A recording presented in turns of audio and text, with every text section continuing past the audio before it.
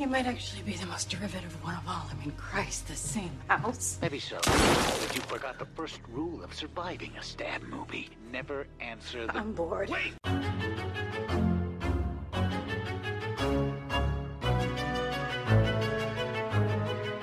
And welcome back to Horror Queers. We're talking Life Finds a Way. We're talking Spared No Expense. And we're talking Mr. Hammond, I think we're back in business. And I'm Joe.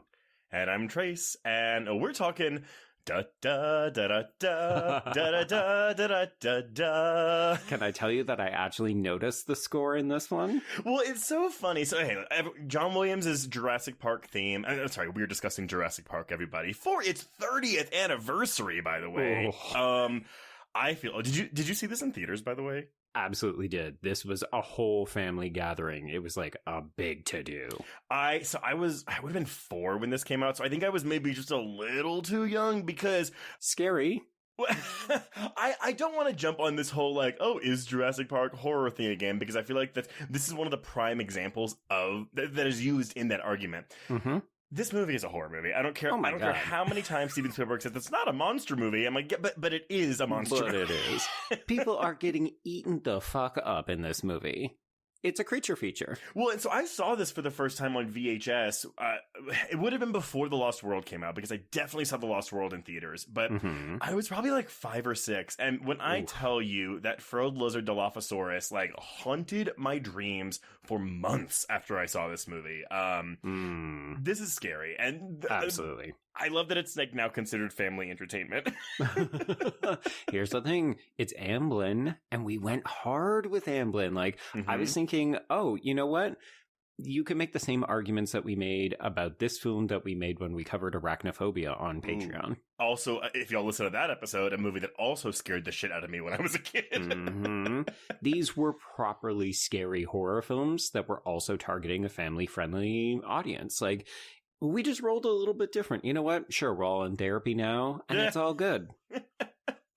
But yeah, I'm sorry, to continue my thought from earlier, though, I like John Williams' theme for this. It is iconic. My one gripe with his score is that I actually don't find any of the music during the scary scenes particularly memorable. Oh. Okay, yeah, I can see that. Not to say it's bad. It's just like, again, like I just fucking like did the theme from memory. I couldn't do that with one of these suspenseful scores. Yeah, there's a couple of pieces that are iconic or highly memorable, and you're right. It's just, yeah, I think the closest we get is almost a generic, like, yes, But nevertheless, I do love Jurassic Park. Oh my God, this was so fun to just go back and enjoy. I was repeating whole sections of the film verbatim because I realized I've seen this movie so many times. It's just imprinted in my mind. I'm kind of the same way, but you know, rewatching it again, and I could not tell you the last time I rewatched this movie. Honestly, it probably would have been in 2015 when I was preparing for Jurassic World. Right. I have seen the last hour of this movie a lot. It's the first hour. It wasn't fuzzy. I remember a lot of it, but I was like, oh, there's a lot of like... I mean, again, it's not a slow movie. It's not a slow build, but it's character beats. It's character beats, which, again, when you look at the critiques from the time from, like, you know, this movie was well received, but a lot of the critiques were, oh, there's not a lot of character or plot. And I was like, well, the plot is dinosaurs are attacking them. And there, honestly, to me, it's like, I mean, yeah, we're not getting, like, widely drawn characters here, but there's enough little things that make these characters so memorable. And I find that the supporting turns are actually really decent. Like, I think Muldoon is a really interesting character. This was actually the first film that introduced me to Samuel L. Jackson. It probably was mine too, to be honest, but I probably didn't even realize it was him until like years after I had seen it. Sure, you're just like that guy with all the personality in the control room who was smoking up a storm. Honestly, you're going to laugh at me for this. I never remembered Samuel L. Jackson dying in this movie because we don't see his death. And I never knew whose arm that was that gets Laura Dern. So honestly, I think... Oh, you did recognize the one person the of black color. person. Oh, sorry. There's a black man who dies in the opening scene too. And all the white people die in this movie. The two of them. But no, I think, back in 2015, I was like, oh, I guess Samuel L. Jackson does die in this movie. Mm-hmm. Yeah, it's interesting. I mean, I'll confess, I never really considered the possibility of covering this film. And then, yes, the debate rages every once in a while. I'm sure it's probably raging right now because Jurassic Park is back in the popular consciousness. But I just didn't really think dinosaurs were going to be our bag for the podcast. And then I was doing, the count. And it's like, obviously, we did Tammy and the T-Rex last week. Welcome to part 2 of our Dino Double Bill. But then we've also covered Jurassic World Dominion on the Patreon, as well as that Adam Driver movie, 65. Oh, shit. We did do 65. Honestly, okay, here's the thing. I really like dinosaur movies when they're trying to be scary. I don't really care for like Land of the Lost type shit. I've never really gone for friendly dinosaurs. I want my creature feature. Right. To that being said, though, I actually do really, really like this original trilogy. I know people hate on The Lost World for whatever. I mean, look, that movie's about 30 minutes too long. Yeah, that's my big thing. I really don't like the end of it. As in, like, you don't like the San Diego stuff? No, but like the trailer shit is nightmare fuel. 100%. And I love it. All the velociraptors going through like it's not a cornfield, but like the tall grass, and you see their tails going through. Mm-hmm. Which then Ridley Scott rips off for Alien Covenant. 100%. Everyone always makes fun of that girl for the gymnastics thing, and I was like, you know what? It's built into her character. Well, that's also kind of like the Amblin touch, right? Like the kids get to do something. Gymnastics is her thing, just like hacking is Lexi's thing. I was gonna say Lex and the hack. It's a Linus system. I know this. But okay, Lex. I don't know what the fuck that means. But honestly, the controversial pick for me is I actually don't mind Jurassic Park 3. I remember so little of it. I remember there was a lot of pushback because we were kind of doing Sam Neill again, but he seemed like he was not interested in it. And then you're like, oh wait, if you want to see what he looks like when he's not interested, Jurassic World Dominion is right there. Yeah. Well, it's funny because I just said, The Lost World's 30 minutes too long, whereas I would argue that Jurassic Park 3 is 30 minutes too short. It's a 90-minute movie. Yeah, and if you want to talk about character work that is not there, Téa Leoni, girl, what are you even playing in that movie? I think there's interesting parts to it, but yeah, it just doesn't hold up quite as well. I mean, it's also a different director. It's Joe Johnston. Sure. But I think that the set pieces in that movie are actually really good ones. Is that one have the river part? It's the river. Yeah. That was originally in the book Jurassic Park, so they repurposed that for Jurassic Park 3. You have the pterodactyl cage. You have honestly everything with that Spinosaurus. I think is really fun, especially when it eats the phone and they keep hearing the phone. Although I will say it feels like that film is where we definitely start to see the genesis of these new Jurassic World films where, it's bigger, scarier versions of T-Rexes. Yeah, it's like, all right. Well, and that's why I'll even say, like, I prefer Jurassic Park 3 to any of the world films. Maybe not Fallen Kingdom, actually, because Jurassic Park 3 is still at least in the same horror tone as these first two films, whereas nothing in those Jurassic World films outside of the last half of Fallen Kingdom is really planted in the horror genre. Absolutely, yeah. They're action films. They're not horror films. Exactly. This is horror adventure. Those are action adventure. As we're like, all these people being dicks about whether Jurassic Park is a horror film. Meanwhile, let's have a 2-minute conversation about semantics. It should come as no surprise to find out that there's a lot of information about the making of this film. Just a little bit. It's, just kind of revolutionary in terms of its special effects. Well, that's the thing. I mean, have we had a movie in the last, let's say, 15 years? I guess maybe Avatar. I was going to say, you're talking Avatar. Avatar. I was like, one that was like, I've never seen this before. Because that's very much what this and like Terminator 2 was around the same time. Anyway, okay. Well, Jurassic Park is based on the novel written by Michael Crichton. And I didn't know this. It began as a screenplay that he wrote in 1983 about a graduate student who recreates a pterosaur. I guess it never came to fruition, but he started reasoning. He was like, well, genetic research is expensive and I quote, there is no pressing need to create a dinosaur. Fair. It's never stopped us. Well, he's like, well, how can I justify people making them? Oh, for entertainment. Let's make it a theme park. And I'm like, honestly, I like that. That's great. But, like, come on. Like, mad scientists aren't just going to try to create dinosaurs because they can. Well, also, sir, you wrote and directed Westworld, which is basically the same idea, only with robots. Exactly. Have you read the book, by the way? Jurassic Park? Yeah. Absolutely, yes. And the sequel. Big fans. I actually quite like Michael Crichton's writing. It's one of the reasons why I have a soft spot for the movie Sphere, because I actually love the book, even though the movie's not good. Michael Crichton, noted climate change denier, not a great person. I mean, he's dead now, so it's all okay. I can speak ill of him. But goddamn, those books, page turners, the original like airport books for me. Yeah, I actually read these about 10 years ago. I was when I was hosting at a restaurant in my downtime, I would read these books. They're so good. I know. I mean, again, and these are also like R-rated books. Like, I mean, we were never going to get an R-rated version of this book because of how expensive it was to make these dinosaurs happen. I will say the film does follow the book pretty closely, minus a few things. We'll have to cover The Lost World one day, because I remember that really liking that book and being quite disappointed at all the changes the movie had made. Yeah, it really just does not adhere to it. But I think in part because they wanted to bring back people like Malcolm. Yeah, but he's still the lead in the book.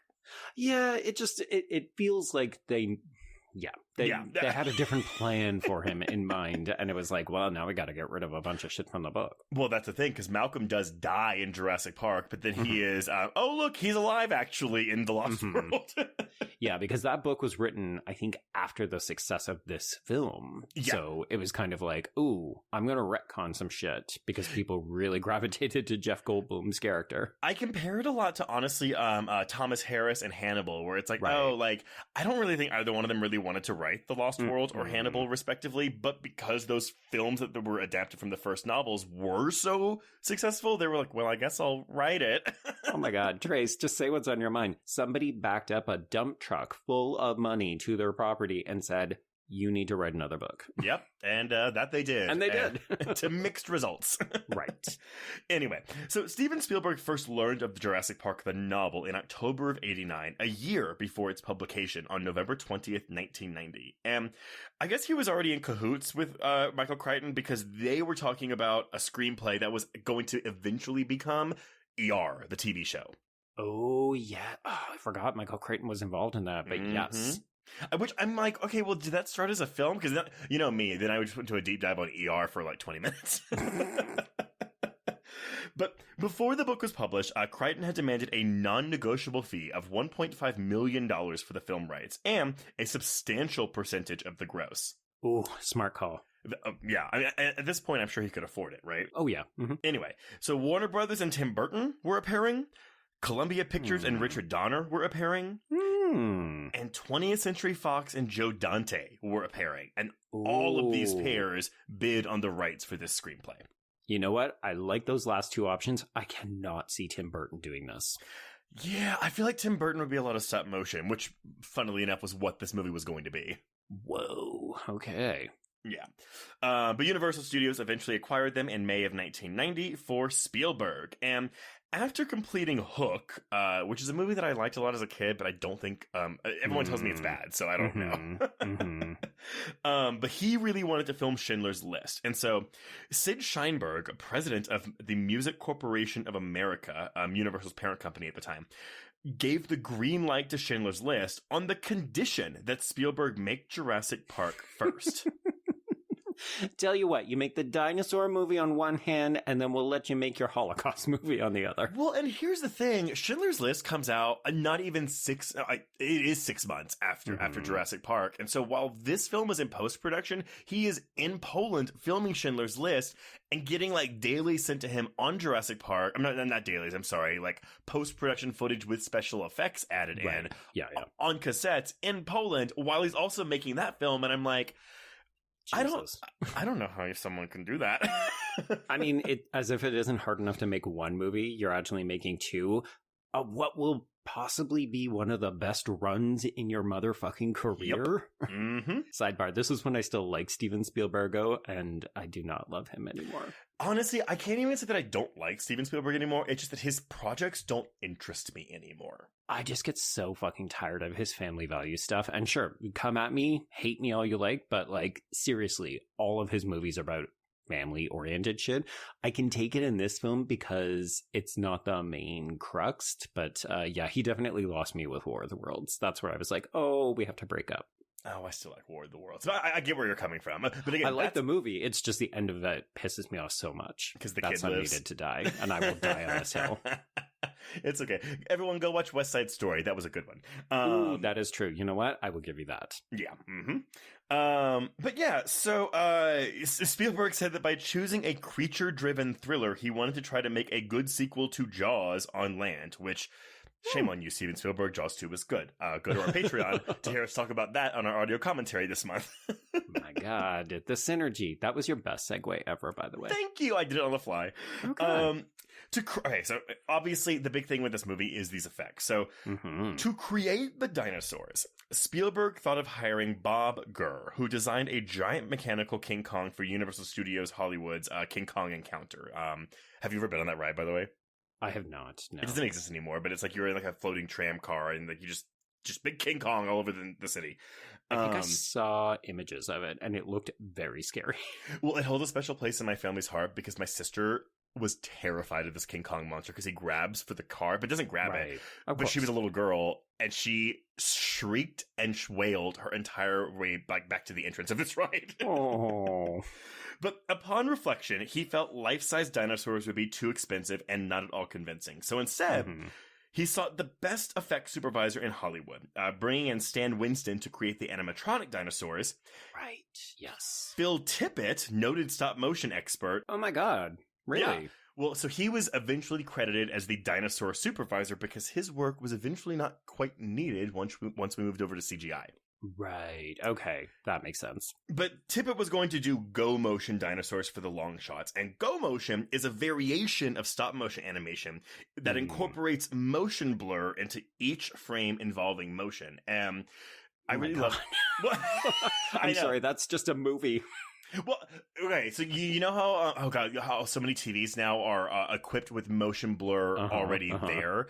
And all these film buffs and directors will be like, turn off motion blur on your TV because it gives it the soap opera effect. Yes. Well, I guess in stop motion, it doesn't give it the soap opera effect. It makes it look more realistic movements. Right. Okay. So, folks, what we're saying is go and turn your parents' stop motion back on. Stop motion blur. But yeah, so we have Michael Lantieri to supervise the on-set effects and Dennis Murin of Industrial Light and Magic to do the digital compositing. And of course, we discussed Industrial Light and Magic a lot in our Patreon episode on Deep Rising. There's a lot of drama around Industrial Light and Magic at this time, but this is, I believe, George Lucas's studio. It is, yeah, and that's one of the reasons why it's so revolutionary because, even as you were saying, what's been such a big deal in the last, 10 years or so, if we extend that back, we would talk about things like Star Wars and Yes. I was like, there's another one. Honestly, maybe I'm just thinking of Indiana Jones, but that can't be it. It's something else. Anyway, paleontologist Jack Horner supervised the designs to help fulfill Spielberg's desire to portray the dinosaurs as animals rather than monsters. And I'm like, okay, well, potato. Whatever gets him behind the camera. Sure. Certain concepts about dinosaurs, like the theory that they evolved into birds and had a very little in common with lizards, were followed. This prompted the removal of the raptor's flicking tongues in Tippett's early animatics. And Horner complained it was implausible and also stupid. How do you really feel? Well, it's funny, because I watched a lot of the extra features on my Blu-ray of this, and you can actually look at these animatics of the flicking tongues, and it makes them look more like snakes.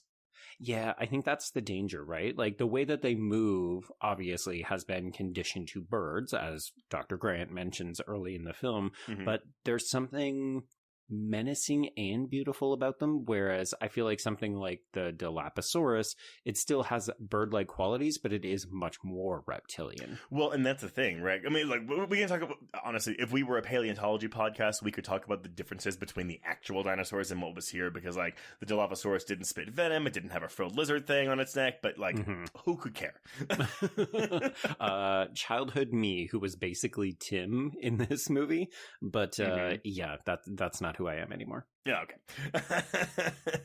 Okay.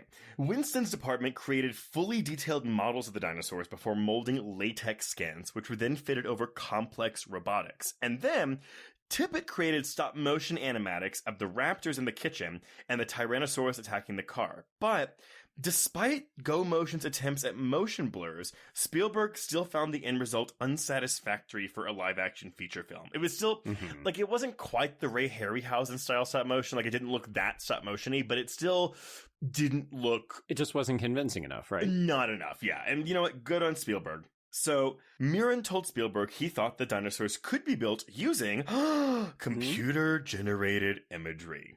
Ooh, don't touch that monitor. Shit. The director asked him to prove it. So, ILM animators Mark Dippe and Steve Williams developed a computer-generated walk cycle for the T-Rex skeleton and were approved to do more. When Spielberg and Tippett saw an animatic of the T-Rex chasing a herd of the Gallimimus, it's like that, you know, when Grant and the kids are running in the field, Spielberg told Tippett he was basically out of a job, and Tippett goes, "Don't you mean extinct?" Which was a line that was incorporated into the film. Oh, funny, and also a little mean. Well, and that's the thing. So all these stop motion guys are like, oh my god, like we're all going to be out of a job because this industry for stop motion is going to go away. Not entirely. Well, they all ended up staying on hand, but just not for the job they were originally hired to do. Right. Which is why Tippett was credited as dinosaur supervisor.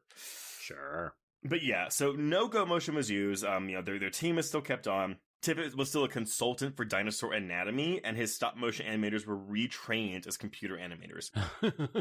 There, your jobs aren't extinct. You've just gotten new ones. Yeah, new skills for your life. The animatics made by Tippett's team were also used, along with the storyboards, as a reference for what would be shot during the action sequences. And so ILM's artists were sent on private tours to the local animal park so they could study large animals, rhinos, elephants, gators, giraffes, up close. And I love this. They also took mime classes to aid in understanding movements. Okay. It's interesting. Is it bad that my immediate thought is in Bring It On when they're like, we need a new routine. We're going to study mime dance. Yes. We should cover Bring It On. That's a horror movie, right? Oh my god, I fucking love Bring It On. Bring It On.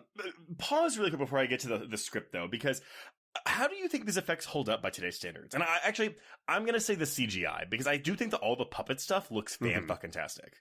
Yeah, I think most of it still holds up. It's just when the human actors have to interact with some of the dinosaurs up close that you can kind of see a bit of an outline around them. But for the most part, I think it's actually still really convincing. I agree. I mean, look, I think when we first see the Brontosaurus, when it's on its hind legs, I'm kind of like, ooh, that doesn't look like that's clearly a CGI creation. But we're also in broad daylight in that scene. And right, yeah. As we've discussed many times, CGI looks worse in bright lights. But exactly. See, for reference, see every ending of a Marvel movie in the last 20 years and why it always goes black or gray. Oh, yeah. Yeah. Well, actually, that's really funny that you mentioned that because I'm catching up. I'm late going to see Guardians of the Galaxy 3 because I've been behind on my Marvel movies. And I watched Thor Love and Thunder last night, which I actually thought was very fun. I was primed for disappointment because everyone told me it was bad. But that was the first Marvel movie where I was like, oh, wow, every shot of this movie looks like actors in front of a green screen. Ooh. Yeah, I haven't checked that one out, but my frame of reference is always Shang-Chi and also Black Widow. Like, the whole movie looks pretty good, and then you get to the end of both of them, and it's just like, oh, a big storm's coming in. Okay. Well, because in Thor, it's like, it's bright, it's colorful, and they're all in space, so it's like, meh, whatever. Anyway, so to adapt his screenplay, Universal paid Michael Crichton a further $500,000 to adapt his own novel, which he had finished by the time Spielberg was filming Hook. And Crichton noted that because the book was fairly long, his script had about 10 to 20% of the novel's content. Scenes were dropped for budgetary and practical reasons, and the violence was toned down. They gave a person named Malia Scotch Marmo the opportunity to do a rewrite of the script in October of 1991, and that lasted for 5 months. And that version of the script merged Ian Malcolm with Alan Grant. Oh. Okay. I know. I think it's kind of weird, too. That would be challenging because those characters bounce off each other a lot. And they're so different from each other. Like, yeah. But Spielberg wanted another writer to rework the script. So Universal president Casey Silver recommended David Coeb. And at the time, he was probably best known for being the co-writer of the Robert Zemeckis film Death Becomes Her, which... never heard of it. Which we'll have to cover that one day eventually. We have gotten our wrists slapped numerous times for not covering it. I know. But Coeb started afresh from Marmot's draft and used Spielberg's idea of a cartoon shown to the visitors to remove much of the exposition that fills Crichton's novel. Which I guess really, a lot of the first half of that novel is a lot of science jargon. Yeah, I mean, Crichton is... strangely enough, even though he was a climate change denier, he does have an interest in science. Which is bizarre, right? He just likes to make up science. He doesn't like actual science. Folks, if you don't believe me, read his last novel. It is literally about how climate change is not a real thing. Oh my god. Well... I will not read that. Coeb tried to avoid excessive character detail because, and he says, whenever they start talking about their personal lives, you couldn't care less. This is a dinosaur movie. You know what? He kind of understands the job then. Yeah, well, so he tried to flesh out the characters to make for a more colorful cast with, again, as we said before, these little moments. So Malcolm flirting with Ellie during leading to Grant's jealousy. Some characterizations were changed from the novel. This, because I had read this book after I'd seen the movie a ton of times, and right. The biggest difference for me was that in the book, Hammond is a douchebag. Oh, he's the worst. And when he dies in the book, you're happy about it. Oh, yeah. And he dies by the Compies, the little dinosaurs that are all over that sequel. Yeah, who are not in here. And then they form the opening of The Lost World. Oh, and see, that opening when Camilla Bell gets... Well, when you think she gets eaten, but then they wave it off. We're like, oh, she's fine. I'm like, no, that bitch got eaten. Yeah, she's off in heaven drinking milkshakes and jacking off teenage boys. Coeb also switched the characters of Tim and Lex because in the book, Tim is older and Lex is younger. So I actually like that because I do think it gives Lex a bit more agency, even if Lexi is kind of, Yeah, she's a bit of a screamer. Yeah, but it's also like all the worst shit does happen to her. It's true. Yeah. After 25 months of pre-production. Ooh. I know. Filming began on August 24th of 1992 on the Hawaiian island of Kauai.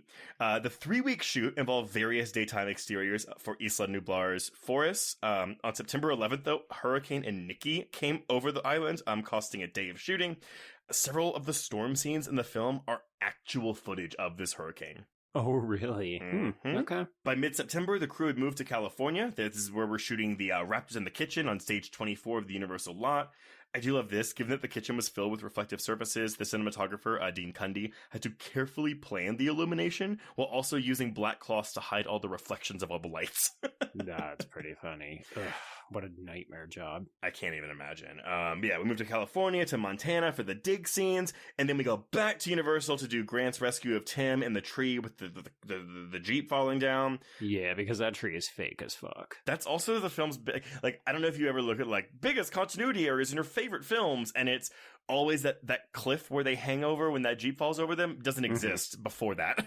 Oh, okay. Because when the T-Rex comes out, he's on level ground with where the cars are, and then all of a sudden it's like a cliff. Yeah. You know what? We need a set piece. I know. They moved back to Warner Brothers Studios Stage 16 to shoot the T-Rex's attack on the SUVs. This was an issue because when the water from all the rain soaked the foam rubber skin on the dinosaur, it caused the T-Rex to shake and quiver from all the extra weight.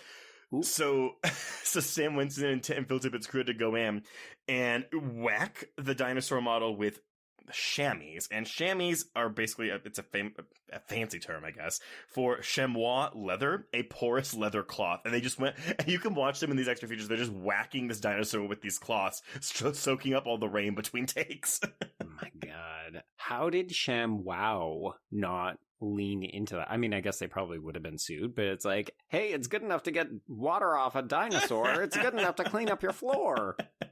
Who the fuck knows, man? And then again, so we're filming out of sequence here because then we're doing the Dilophosaurus attack on Nedry. And it sounds like it's kind of the last thing they did, because then the shoot finished on stage 12 with the climactic chases with the raptors in the park's computer room and the visitor center.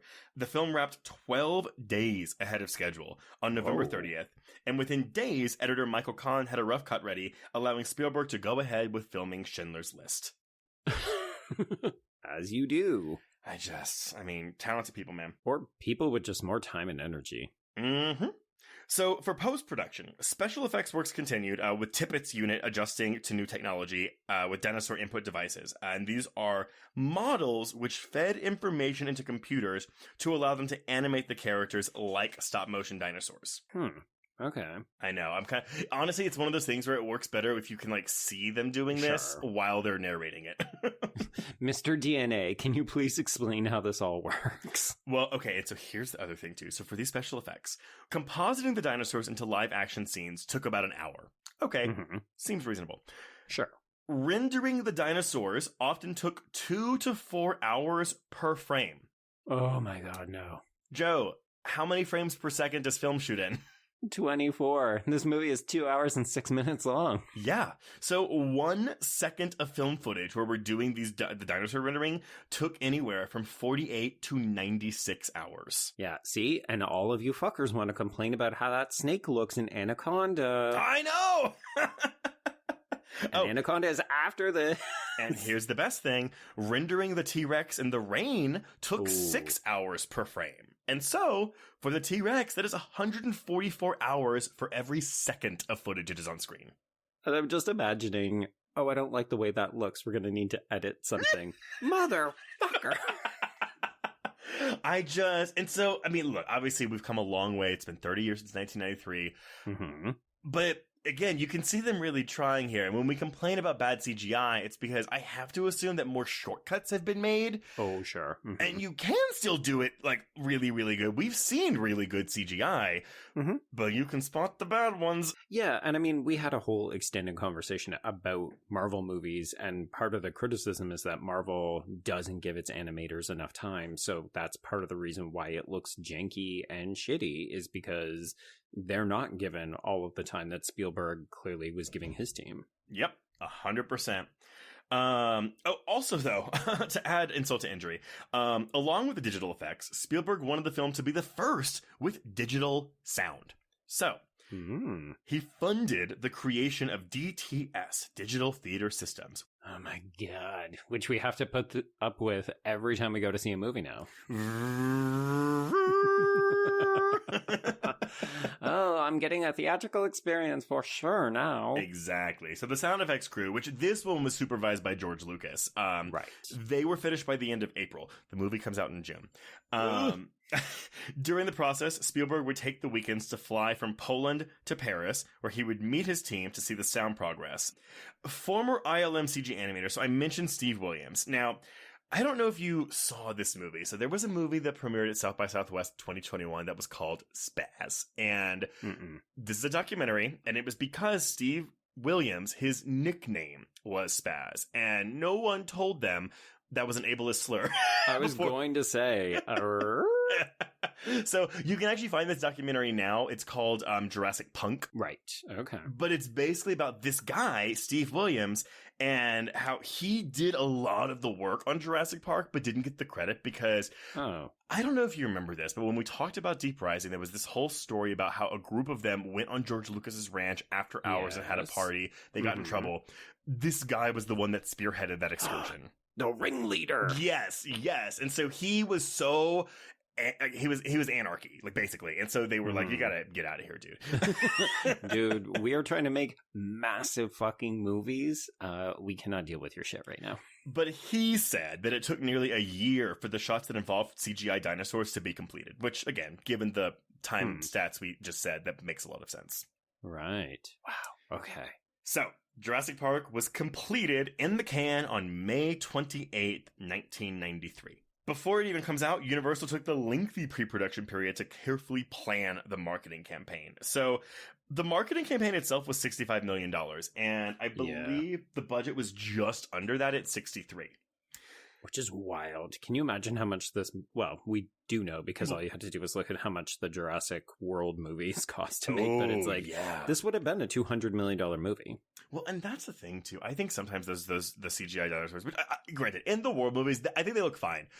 But mostly. I don't think they don't look fine by 2015 standards as this looked by 1993 standards. Exactly. Yeah. Yeah. But yeah, so they made deals with 100 companies to market 1,000 products. And these included 3 Jurassic Park video games by Sega and Ocean Software, a toy line by Kenner distributed by Hasbro, McDonald's dino-sized meals, and a novelization for young children. How to avoid being eaten by dinosaurs.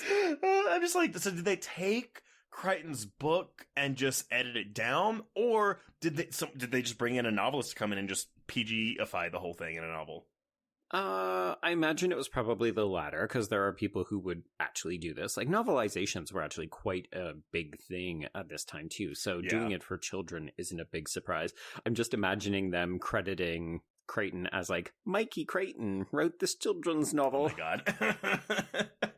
Okay, so Jurassic Park opens on Friday, June 11th, 1993, in about 2,400 theater locations and an estimated 3,400 screens. It was the only new wide release that weekend, so of course, unsurprisingly, it opened in the number 1 spot. Other people were terrified. Exactly. Oh, exactly. Well, because you know what opens the week after this is Last Action Hero, and that's a notorious flop. And of course, now it's getting reappraised, but I love that movie. I think it's really fun too. It's so good. Its underperformance, or I'm sorry, its flopness was blamed on releasing it the week after Jurassic Park. Yeah, come on, you had to know that this was going to be huge. Mm-hmm.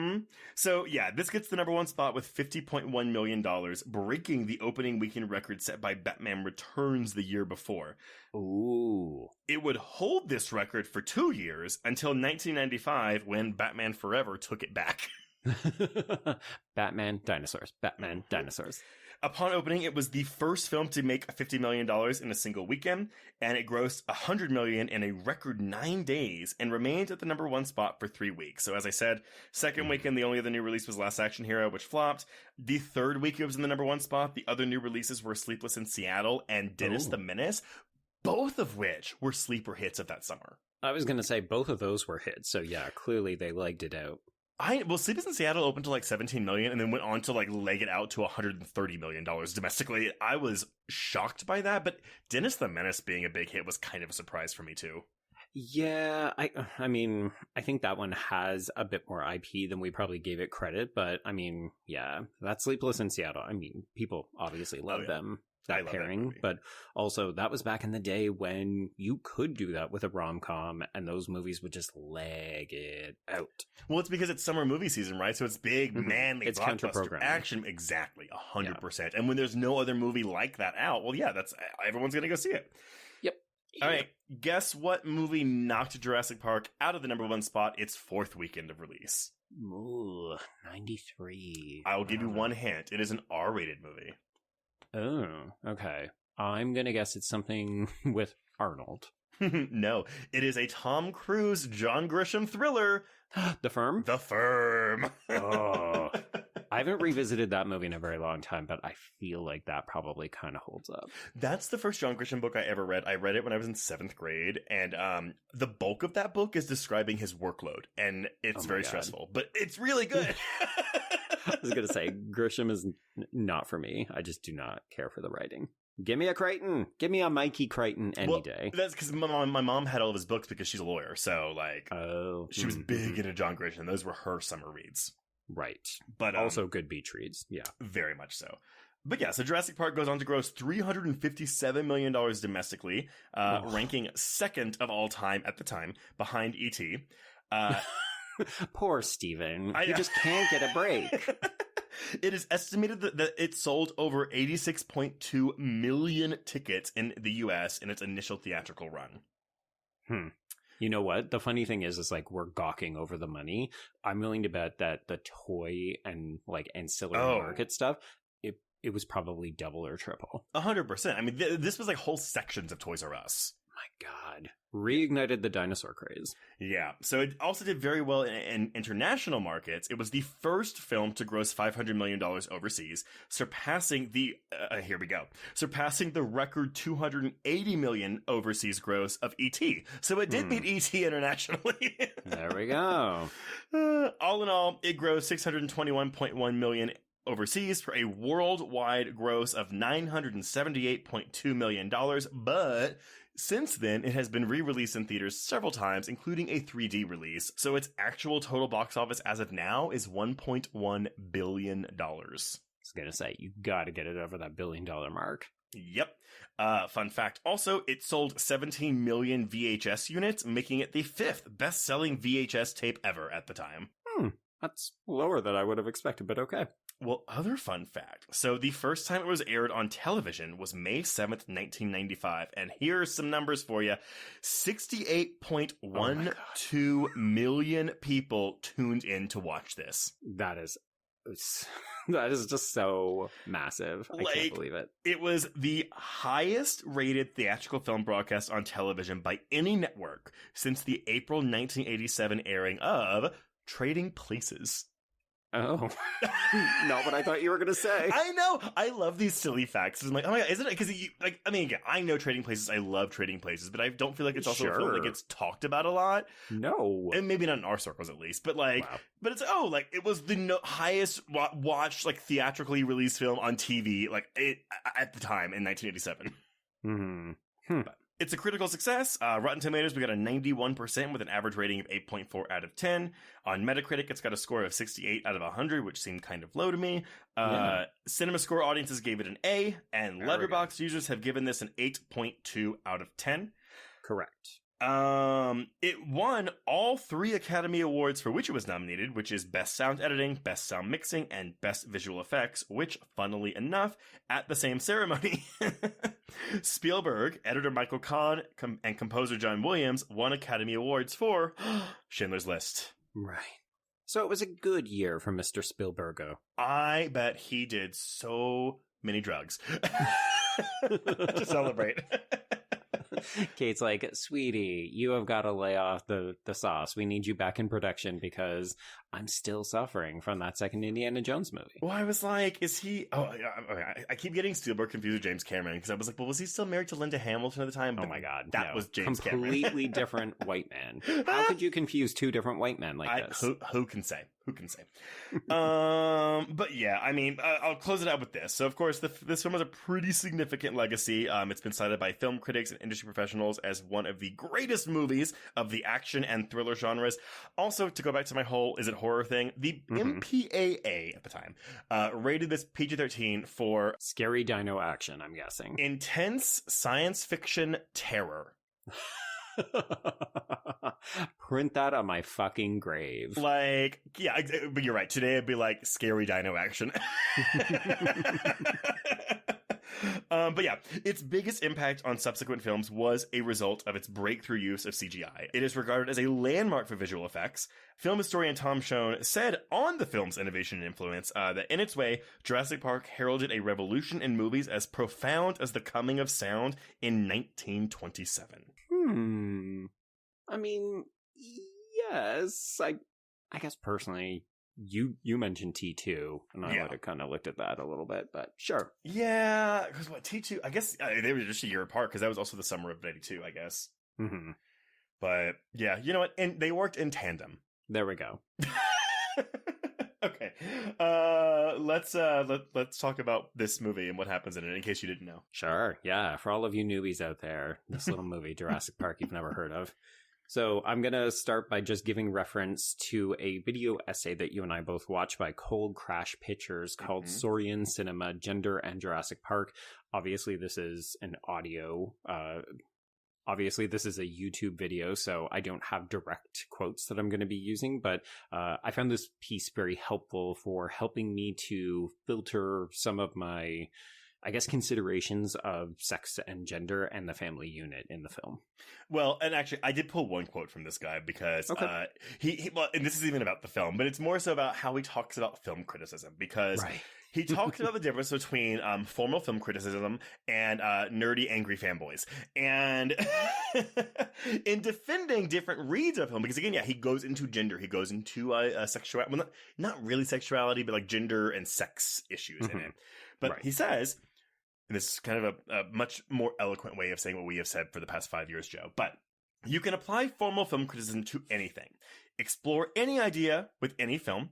You don't have to wait around for a movie to provide you with a specific reading. You can do that on your own and thereby expand the discourse in an infinite number of ways. For example, you could do a feminist reading of 1957's The Land Unknown, a postmodern reading of the 2005 adaptation of A Sound of Thunder, a Marxist reading of 1977's Planet of the Dinosaurs. You're not asking if a film is feminist, postmodern, or Marxist. You are just using these theoretical frameworks as a way to explore the wider implications of a specific school of thought within the context of a kick-ass subject, like Jurassic Park. Excellent. Can you please make sure that you put that into the Bloody Disgusting post so that when people inevitably come at us for A, calling this a horror film, or B, suggesting any part of this movie is queer, they can just go fuck themselves. I've already created a keyboard shortcut for this entire quote that I will just start pasting on every single comment. There we go. Yes, direct your hate at this eloquent man on YouTube and not us. Okay, let's talk about this movie. So we open on Isla Nublar at night. We've got these armed men, and they are moving some kind of dangerous animal into a pen. And as I mentioned before, a black man is immediately killed, despite Game Warden Muldoon, who is played by Bob Peck. He does try to save him, but yes, this man tragically expires. I will say, and look, this opening did scare the crap out of me when I was a kid. I have like Muldoon's shoot her, like shoot her. It's imprinted in my mind, and like the shot of the guy's hand squeezing through the other guy, like But at the same time, doesn't this feels like Jaws 2? like it's like, oh, let me do like a good grabber of an opening scene. Sure. And unfortunately, nothing can really match Jaws for me. But yeah, I think this opening is fine. It's very much we promise there's dinosaurs. Exactly. We're just not going to show them to you just yet. This movie really holds back as long as it possibly can. Oh, I don't think we even see the raptors up until like Muldoon's death. Yes. That's the last 20 minutes of the movie. Yeah. I mean, what we're saying is Jurassic Park, famous for edging. Yep, very much so. Very much so.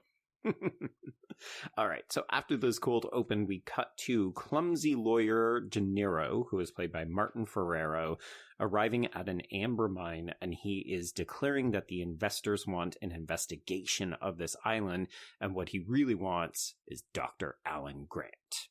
So, okay, but Gennaro doesn't seem to know that they're making dinosaurs on this island. I think he does. He just hasn't actually seen what they look like or the shape of the island. You very much get the impression he has never come on site. So I think he understands it in principle, but not in practice. Maybe it's one of those things where it's like, yeah, sure, dinosaurs. Right. And then he sees it and he's like, oh, it's real. Yeah. He's thinking animatronics, or in his words, autoerotica. Oh, I pinned that too. I was like, oh, is that our cue that this guy's a fucking idiot? I like this lawyer so much. I relate to this man. I mean, this is very much a day and age where it was easy. It was an easy jab to say, like, there's a lawyer, let's make fun of him because we all hate lawyers, right? Oh, And I think Gennaro, in some ways, is very much the stereotype of what we would expect a lawyer to be. 100%. But he's not like a hissable villain. He's like, oh, I see dollar signs. And exactly. Unfortunately, he is killed for not wanting to care for these children. But you know what? I relate. Well, this is the thing. If you're not going to protect these kids, then you must pay. Oh, yeah. Yeah. Okay, so we move to the Badlands of Montana. We're at an archaeological dig of a velociraptor, and this is where we're introduced to our doctor protagonists. So we have Dr. Grant, played by Sam Neill, as well as Dr. Ellie Sattler. who was played by queer icon Laura Dern, immediately making this movie extremely gay-friendly. Also pointed out to me, she is the only adult female character in any part of this film. Yeah, so that to me was honestly the biggest takeaway of that Cold Crash Pictures YouTube. It had never occurred to me. Apparently, even if you look in the background, there are no other adult women in this movie. Yeah. Well, except for the dinosaurs traits. Well, and what are all the dinosaurs but, well, I say monsters. Steven Spielberg says animals, so they're just female animals. There we go. Yes. Okay, so Dr. Grant gives us a little bit of definition about how dinosaurs were actually more like birds, as we've described. And I like this because, particularly from a queer reading or a gendered reading, this malleability, the fluidity, if you will, of language and the way that we come to define things, I think is very interesting. I agree, and I'm sure we'll have more to talk about that when we get to some later events of this film. No, this is it. This is all we're going to say about it.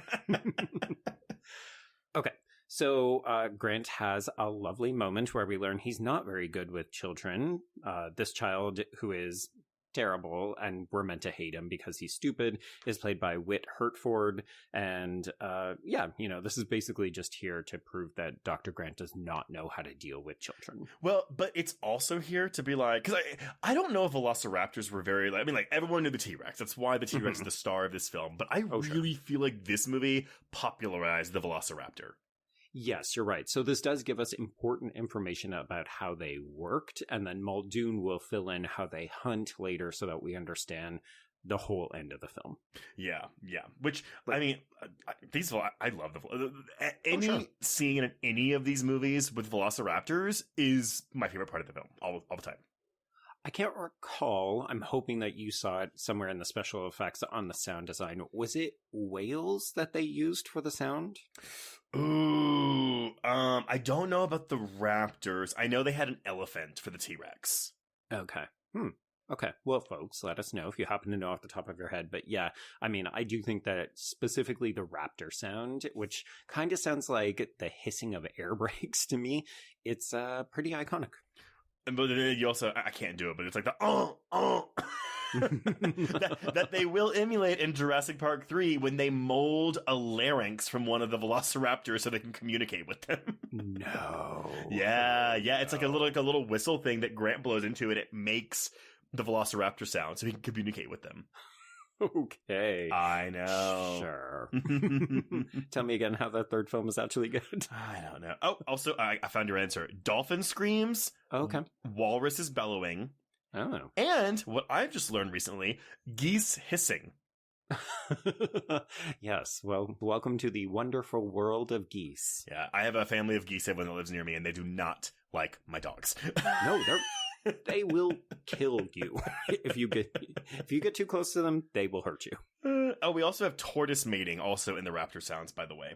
I don't know what that means, and I don't want to find out. Well, so you can actually go look up tortoises fucking, and when they come, they scream. They scream. It's really bizarre. Okay, well, that's your fun fact from the biological corner of the podcast. All right. So, a helicopter arrives. This is delivering John Hammond, played by Richard fucking Attenborough, who is amazing in this role. This is his first acting role in, I want to say 13, maybe 17 years, because he was doing a lot of directing during the 80s. Okay. Yes. It's funny because I feel like a whole generation would only know him from things like The Blue Planet and other things. Yeah. Whereas I'm like, it's the guy that directed the film adaptation of A Chorus Line. Right. Also that. Yeah. You know what? He is diverse. Well, actually, I think he's dead now, but he is. We're not going to speak ill of him the way we are of Michael Crichton. He contained multitudes. There we go. And in this film, he is the financier of all of this work. I love how he seems like he's a nice guy, but actually he's kind of financially blackmailing them by saying, hey, I will scratch your back by funding the dig for another 3 years if you come to my island biological preserve and give it a green check mark. Well, okay, that was kind of my question, because we're about to get to the Nedry of it all. And Nedry thinks he's not getting paid enough. Yes. Okay, I'm actually really curious to know if he wasn't getting paid. I mean, the workload that he is doing, like the responsibility that he has for the safety of the park does sound massive. But at the same time, you can't tell me, unless we're meant to take Hammond's repeated refrain that he spared no expense. Oh my God. That's like, the drinking game. Right? Oof. Like, unless we're meant to believe that that only applies to things that the guests would encounter and it doesn't apply to the, say, paychecks of the people working at the park, it seems unlikely. I think the unfortunate thing is, I think there's a very easy read of fat phobia in this movie where Dennis Nedry is a fat man who is greedy and he ends up fucking everyone into the ground because he just wants to get paid $1.5 million. But that was the thing. I was like, wait, so his job being this coding mastermind for this billion-dollar enterprise. At least, yeah. He's leading for $1.5 million. So how much was he getting paid? Yeah, I mean, probably not that much in a flat fee. And it's like, he would take this and run, right? I mean, because he'd be accused of corporate espionage, which is effectively what he's doing when he meets with Dr. Lewis Dodgson, who is played by Cameron Thor. Of course, we haven't mentioned Nedry is obviously played by Wayne Knight, who most people know from Seinfeld. But do you know what made Spielberg notice him? I do not. His role in Basic Instinct. Yes! You know what? Because he is appropriately sleazy in that movie, too. Very much so. I mean, I would argue, I mean, look, again, child me, his death scene is the most memorable part of this film that imprinted on my brain. Which I love for you because it is definitely scary, but it's also one of the moments in the film where we cut away and the violence is all implied. So there's something about the frilled lizard thing, which the Dilophosaurus, which I think maybe they use like rattlesnake sounds for it, even though it doesn't make any sense. Is it very primal? Is it activating the reptilian part of your brain? I mean, look, it's when he gets in that car and like we're staying on there, but then like in the corner of this frame, you see the frill come up. It's real good. It's so scary. And then it's like, ooh, if this Jeep is rocking, don't come a knocking. Oh, God. Yeah, exactly that. Yeah, so Nedry is going to steal samples of all of these dinosaurs, which, again, we have not seen any of yet. But, yeah, he's got a very limited window. So it's kind of like, ooh, things are all going to happen on this one weekend. I love that. Island setting, we're trapped there? Sure, why not? Honestly, it's Agatha Christie with dinosaurs. Yes, it is! Ah, good. All right, so we're introduced to another significant character, mathematician Dr. Ian Malcolm, played by Jeff Goldblum. And I love that he is described by Hammond as having a deplorable excess of personality. And most of Goldblum's lines in this opening scene is him going...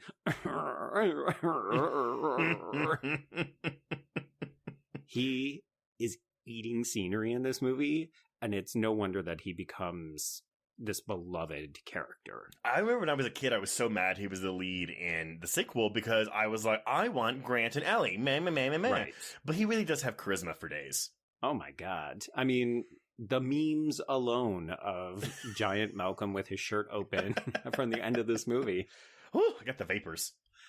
I mean, Jeff Goldblum looks really good here. He's got the same charisma as he did in The Fly, only he's lost the back part of the mullet. Jeff Goldblum has never looked unattractive to me. Even today, I would still get on that.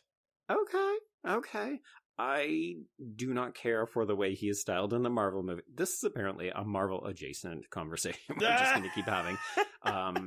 I don't like the way he's been styled lately, but I mean, he's always very iconic and he's always delivering the goods. Like he knows what property he is in at all times. He does a lot of guest spots on TV. So like, I don't know if you ever watched Portlandia, but like I think he looks really good when he pops up in Portlandia.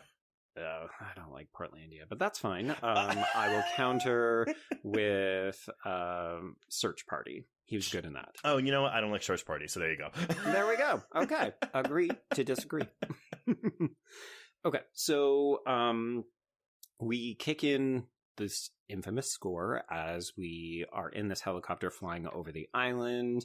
And then we learn, okay, we're going to hit turbulence, so everybody has to buckle up. In case you're like, oh my God, you're so late into the pod. Why are you talking about this innocuous event?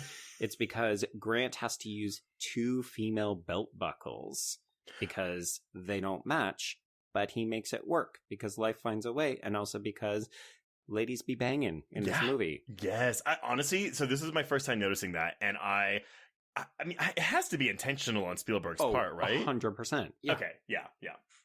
Also, I love that in a way, Grant is styled almost like a Western superhero. Like, he's got kind of like a John Wayne sort of vibe in the way that he's styled with the handkerchief and the wide brim hat, and the fact that we basically have to turn this super masculine man into not just a family man, but somebody who actively will take care of children. Like, we basically have to emasculate him over the course of this film.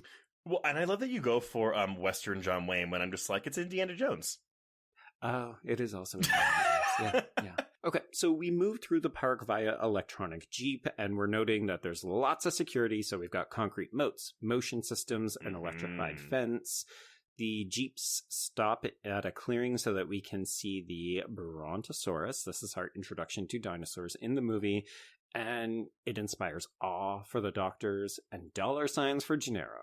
This is kind of an iconic sequence. Oh, absolutely. Yeah. I feel like when you see clips from Jurassic Park, it's either something to do with the raptors at the end of the film or this, where Dr. Grant, stands up, he turns Ellie's head. It's very masculine, but whatever. So yeah, I'm going to reference a book that this Cold Crash Pictures video references a lot, and it's called Framing Monsters, Fantasy Film and Social Alienation, and it was written by Joshua David Bellin in 2005. Just a primer for the quotes we're going to give. It's basically what he does in this book is he gives a gendered analysis of Jurassic Park, basically a close reading on the film that focuses on how it frames, codes, and editorializes gender. So one of the first quotes I want to pull is he says, Jurassic Park is a coded call to suppress female reproductive autonomy and for men to take their rightful natural places as heads of the patriarchal nuclear family. He argues that both the narrative and the camera work, and this is what's key for this scene right here, prioritize male vision, male thought, and male agency. Women are belittled, mocked, and even punished for attempting the same. Men cause all the problems, but they also fix them when they're the ones the problems are supposed to be fixed for. And the visual language, and I don't know if I fully agree with all of these things this guy is saying, because while it is emblematic in this scene where it's like, oh, look, we're seeing this entire thing through Alan Grant's eye, whereas Ellie's just focusing on a plant because she's a paleobotanist, which again, it makes sense. But she's always behind Grant. She's supporting Grant. She's in the same frame as Grant, but it's always Grant in the front, her in the back, supporting the man in the scene. So I get it in this scene. I get the argument for this scene, but this, I feel like it's just kind of the fact that Ellie Sattler is a very strong, tomboyish woman in this film. Yeah, and the video actually does a good job of contrasting a lot of what Bellin is saying and kind of saying, like, here, let me show you 5 other examples where that doesn't actually apply. It's kind of bad academic research for Bellin when he's kind of picking and choosing the things that he wants to highlight because they reinforce his thesis, as opposed to looking at the whole of the film. I mean, I was guilty of that when I was doing my studies as well. But I think that's definitely one way to read this movie.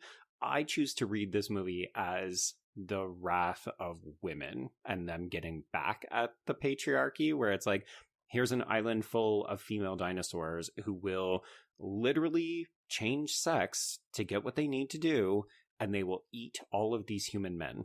Yeah. 100%. Well, and again, like a lot of this, he's like, oh, all the women are just screaming the whole time. And it's like, yeah, but they also have moments where they're not screaming and they're fine. Yeah. And like, okay, so do we want to talk about how Gennaro literally runs away and abandons a car full of kids so that he can go sit on the shitter and then get eaten? Like, I mean, the movie knows that he's a pathetic figure, but it's also like, well, it's not like all the men are super hyper-masculine or something. No, but even going back to what you're saying about, we have to kind of emasculate Alan Grant to like make him more of a father figure. I actually really appreciate that it's a man that has to go through this because, I mean, didn't we just talk about an Evil Dead Rise on Patreon where it's like, oh, we're so tired of these woman that doesn't like kids, doesn't want to be a mother, has to learn to be a mother and has to learn to like kids. I was like, that is the narrative we see all the time. And it's not to say it doesn't happen with men in film, but it's much rarer. Yeah, it feels like we're seeing it all the time with women because women are meant to be maternal. They're the life bringers and all this other jazz. And yeah, I mean, I think it's interesting that this movie is still very much about the family, right? Like we're in a way meant to create a nuclear family by the end of the film with doctors Sattler and Grant as well as Tim and Lex. But yeah, like most of the journey is about Dr. Grant realizing, oh, I can like kids. Which even with Ellie though, because here's the thing, she's good with the kids, but I would never call her maternal. No, not really. Well, unless we're talking about the Triceratops, in which case, yes, she is maternal towards that thing. Well, and then she's doing her fucking job. As you said, she's a paleobotanist, so she's there on the case, looking through poop, trying to find the answers. Yeah, exactly. Okay, so we arrive at this welcome center, and this is where Dr. Grant jokes that they might soon be out of a job. Extinction.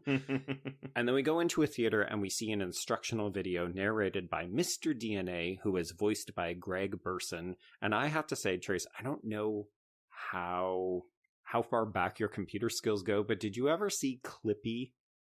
Oh, yeah, the helper guy? Mm-hmm. Yeah, that's who Mr. DNA reminds me of. You know, that's 100% correct. Also, I didn't understand what this was as a kid. I was like, boo, this is boring, but it was kind of cool because it's a cartoon. Which is funny because the whole reason they did it this way is so that it would entertain children and maybe get across like, oh, this is how we made dinosaurs from DNA. I know. Okay, but the animation style is like that Schoolhouse Rock animation, and I fucking hate that Schoolhouse Rock animation. Oh.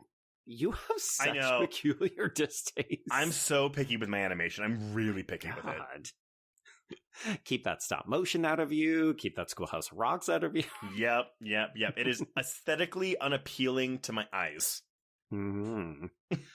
Okay, so the doctors are obviously very interested to learn more about how we actually did this. They don't just want to take this ride to go past the autoerotica scientists that they're watching.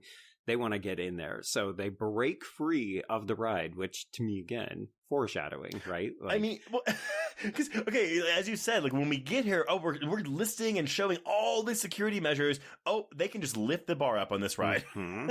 It's 3 adults pushing a bar. They cannot be contained. Life will find a way, Trace. So at this point, we are also ever so briefly introduced to future series villain Dr. Henry Wu, played by B.D. Wong, out gay actor. Yeah, out gay actor. This is his only scene. Does he even show up again? His only scene. Oh, God, he looks so hot, though. He does look really hot. I really hate what they did to him in those Jurassic World movies. I cannot. Oh, they did him fucking dirty. Which, I mean, granted, I think he dies in the book, so it's like, well, I guess he lives, but still, like... Yeah. Yeah, it's really annoying. Yeah. So this is where we learn that all the dinosaurs are... female! Yes, they are all female, so they are genetically controlled to be female, and Malcolm says, oh, no, you can't be serious. This will not work. And everybody's like, no, it'll be fine. And then we just kind of move on. So we're planting that seed, and we will come back to it later. So more gender stuff from Mr. Bellin. And he says, the film presents men as prideful violators of the natural order, but it celebrates the right of the patriarchy to rule a female world depicted as chaotic and unpredictable.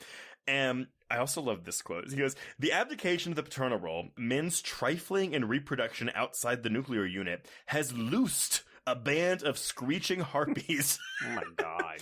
Who rend and tear those foolish enough to court them. I don't want to be presumptuous, but has this man ever gotten laid? Because he sounds like he hates women. He sounds like he's not friendly towards women, or that a woman maybe hurt him really bad and he's decided to take it out on the entire gender. Right. But...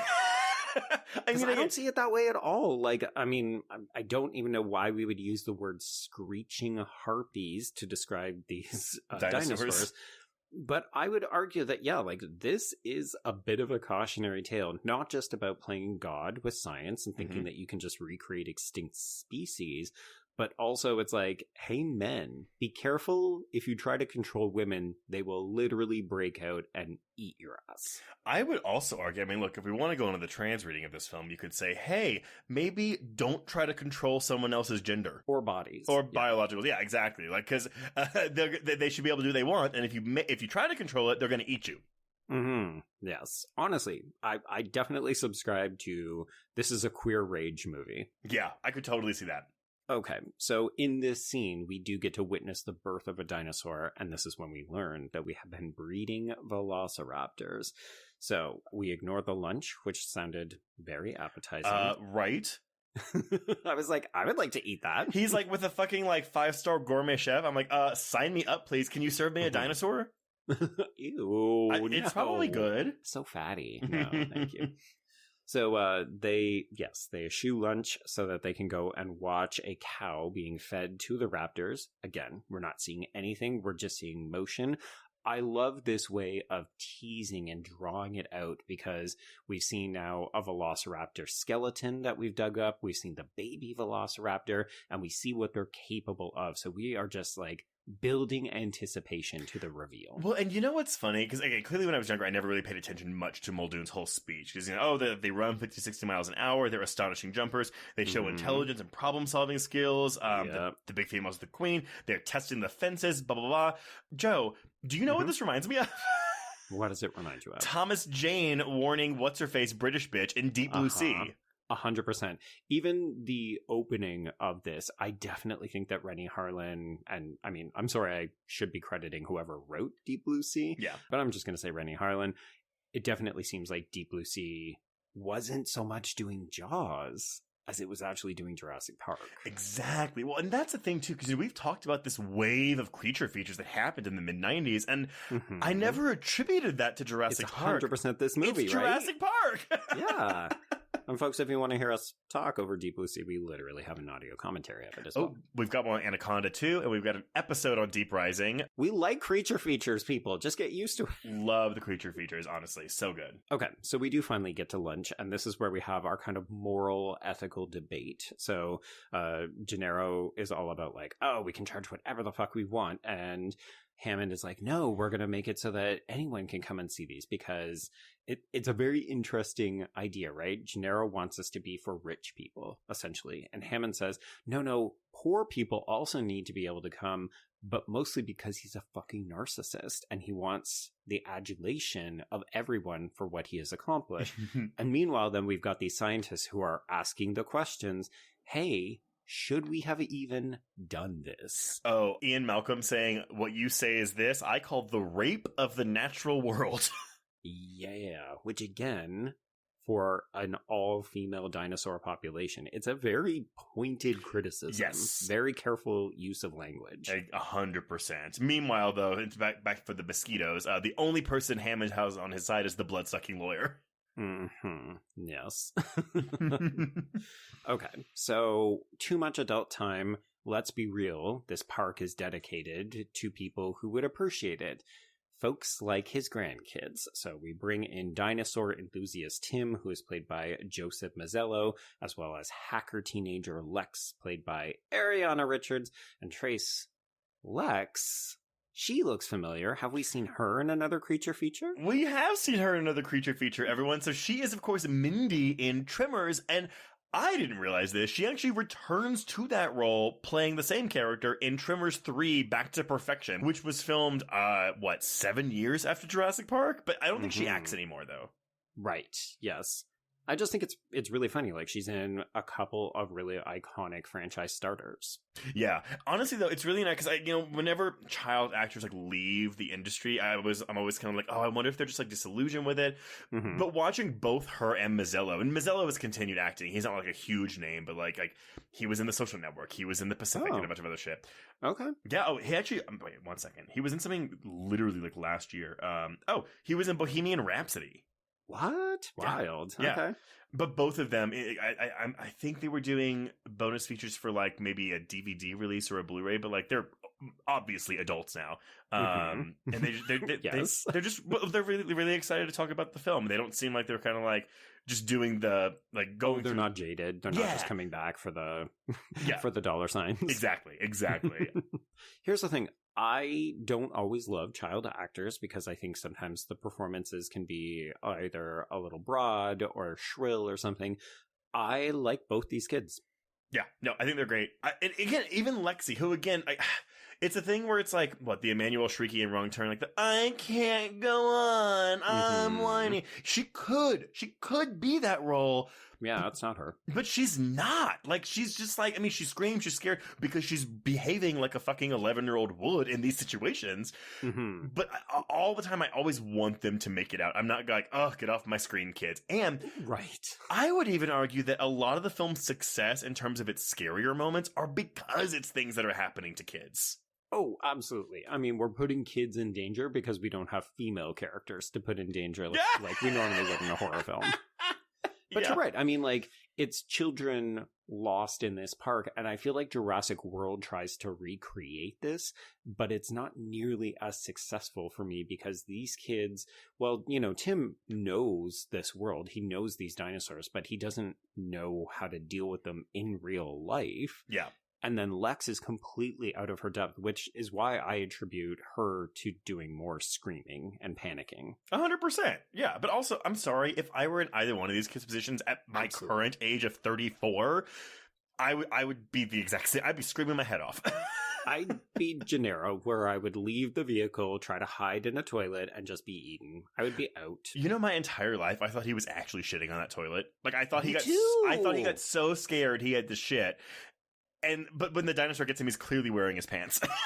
He is. Here's the thing. He and Muldoon are wearing shorts throughout this movie. I gotta say, with Muldoon, I'm appreciative. Yeah. Thick thighs save lives. But with Gennaro, I always thought that I was seeing leg because his pants were down around his ankles, not realizing it was that he was wearing shorts. Yep, 100%. So, mystery solved. There, we did it. No shit in this. Oh, I'm sorry. No human shit in this movie. I was going to say, there's quite a bit of shit now. Okay. So, yes, we're going to leave on a tour. So, we get to see the control room for the first time. We're introduced to Mr. Arnold, who is played by Samuel L. Jackson. We are tracking a storm coming in. So, we're laying a lot of groundwork. This movie has a very good sense of how to place something so that we can reference it and come back to it later. Oh, yeah. Chekhov's hurricane. Chekhov's electric fence. Yep. Chekhov's velociraptors. The claw. The claw. Mm-hmm. Okay, so we take off in two different cars. We've got Gennaro as well as the kids in the first one, and then all three of the doctors in the second one. We go to the Dilophosaurus. Don't see one. We go on to the T-Rex paddock. Don't see it. We just keep delaying the reveal of these dinosaurs, and it's really good. Well, because honestly, I'm sure I did this when I was watching this on VHS, but I could also see people in the theater, like, actively looking up and craning their heads in the theater, trying to see like if there's anything in the paddocks. Right? Which, again, to me, is why this is a horror film, because we're using negative space and tension to just draw it out, right? Like, we're constantly waiting for a dinosaur to appear and threaten these characters. Oh, yeah. I mean, look, this movie has one of my absolute favorite jump scares that I'll talk about when we get to it. Okay. So coming back to the gender part of the podcast, we've got Muldoon telling people, okay, they're coming up to the T-Rex paddock. Everybody shut up. And then we got Ellie making this fantastic gender joke when Malcolm kind of runs through the, okay, we've got God creates dinosaurs and then dinosaurs go extinct, blah, blah, blah. I love the punchline of this joke where she just goes, women inherit the earth. Yeah. Yeah. Dinosaurs eat man. Women inherit the earth.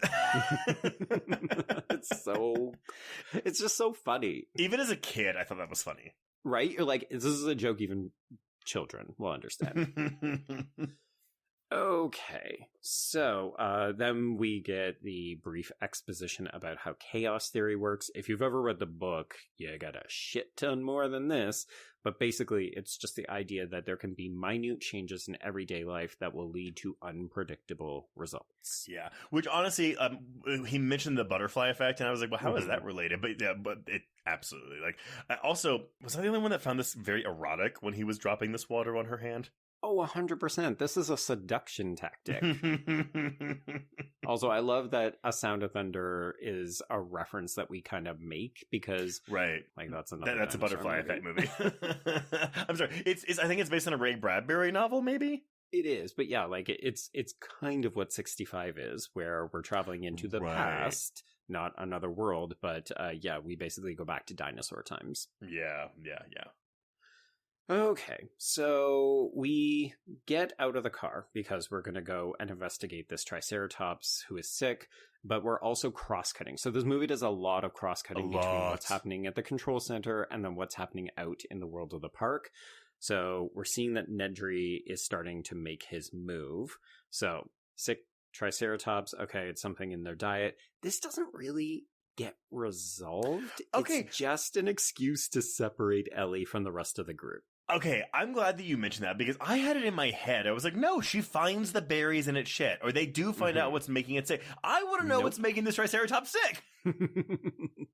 Yeah, I feel like this is a plot point from the book that does have an explanation. I do feel like it actually is that it's because they've been getting out of their pens and they've been able to get into other parts of the park, if I remember correctly. But, yeah, in the movie, we don't get any kind of satisfying conclusion. Spielberg was like, no one cares about that. Meanwhile, 30 years later, Trace Thurman's on a podcast going, I want to fucking know. The people have a right to know. Okay, so Ellie decides she's going to stay behind with this random doctor guy who's looking at the poop. And Muldoon says, okay, the storm is coming in. We need to end this tour. And this is when Nedry makes his exit. So he has 20 minutes to get these dinosaur embryos into his shaving cream canister and get down to the east dock, or else the boat will leave and he will not get his money. So he tells everybody in the control room, hey, something's going to power up. There might be some glitches. It'll only last for about 20 minutes. Goodbye. This man is the worst liar. He's terrible. But it just goes to show how little Hammond thinks of him that he doesn't read anything into this. I mean, in a way, it's kind of foolproof because they already think he's a bit of a dunderhead because there's all these glitches already. So he's just saying, hey, I'm trying to fix it. There's probably going to be some really obvious ones. So they don't think more of it. But also, the minute that you see those fucking fences go down, it's like, this is a huge problem. Yeah, a huge problem. I do think it's funny that we get a specific line later that says, even Nedry knew not to fuck with the velociraptor. Oh, fence. yeah. I like that too. Yeah. T-Rex is apparently A-okay. Well, it's probably because there's a cliff that just appears there. He's like, well, I can't climb over the cliff. Right. But one of my favorite shots actually is this T-Rex bit where we see the claw kind of toy with the fence for a second. I really like that.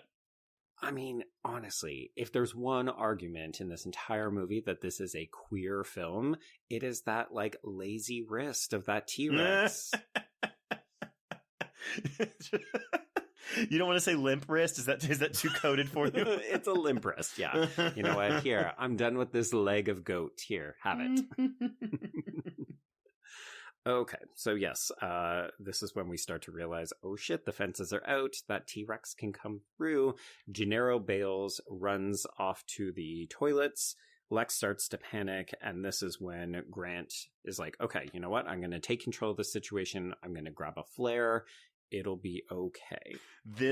But like, I love when he's like, don't move, it's going to be fine, but then you can just see the kid's car in the front with that fucking light just shining out of it. This is such good suspense in this scene. Like, it gets scary later, but this is just like edge of your seat. Like, oh my God, what's going to happen? Stop it, kids. Stop it. Yeah, like I remember being frustrated with Lex that she doesn't turn off the flashlight faster because you just see this thing pointing in all directions as this fucking T-Rex is coming out. But it's great, right? I mean, sometimes you just fumble and you drop things or you're not very fast when you're very, very fucking scared. Mm-hmm. The stuff that happens to the kids in this scene, I mean, like, honestly, it's the second it busts through the moonroof, and it's like, oh, I can't even like describe how effective all of this is. It's so good. Like, this is the first big action set piece of this film, right? We got a taste of it in the opener, but this is really the big reveal, right? It's not just we're seeing the T-Rex, we're actually seeing her in motion. My favorite part is, yes, when the snout breaks down through the roof and it breaks off a part of it so that you understand that roof will not hold. Oh, yeah. If it gets another chance, it will crack. And it flips it over. They're sinking in this mud. It is... That shot of Tim just like peering out and screaming as they're being pressed down, and then we just cut back to the control room. Yeah. Ooh.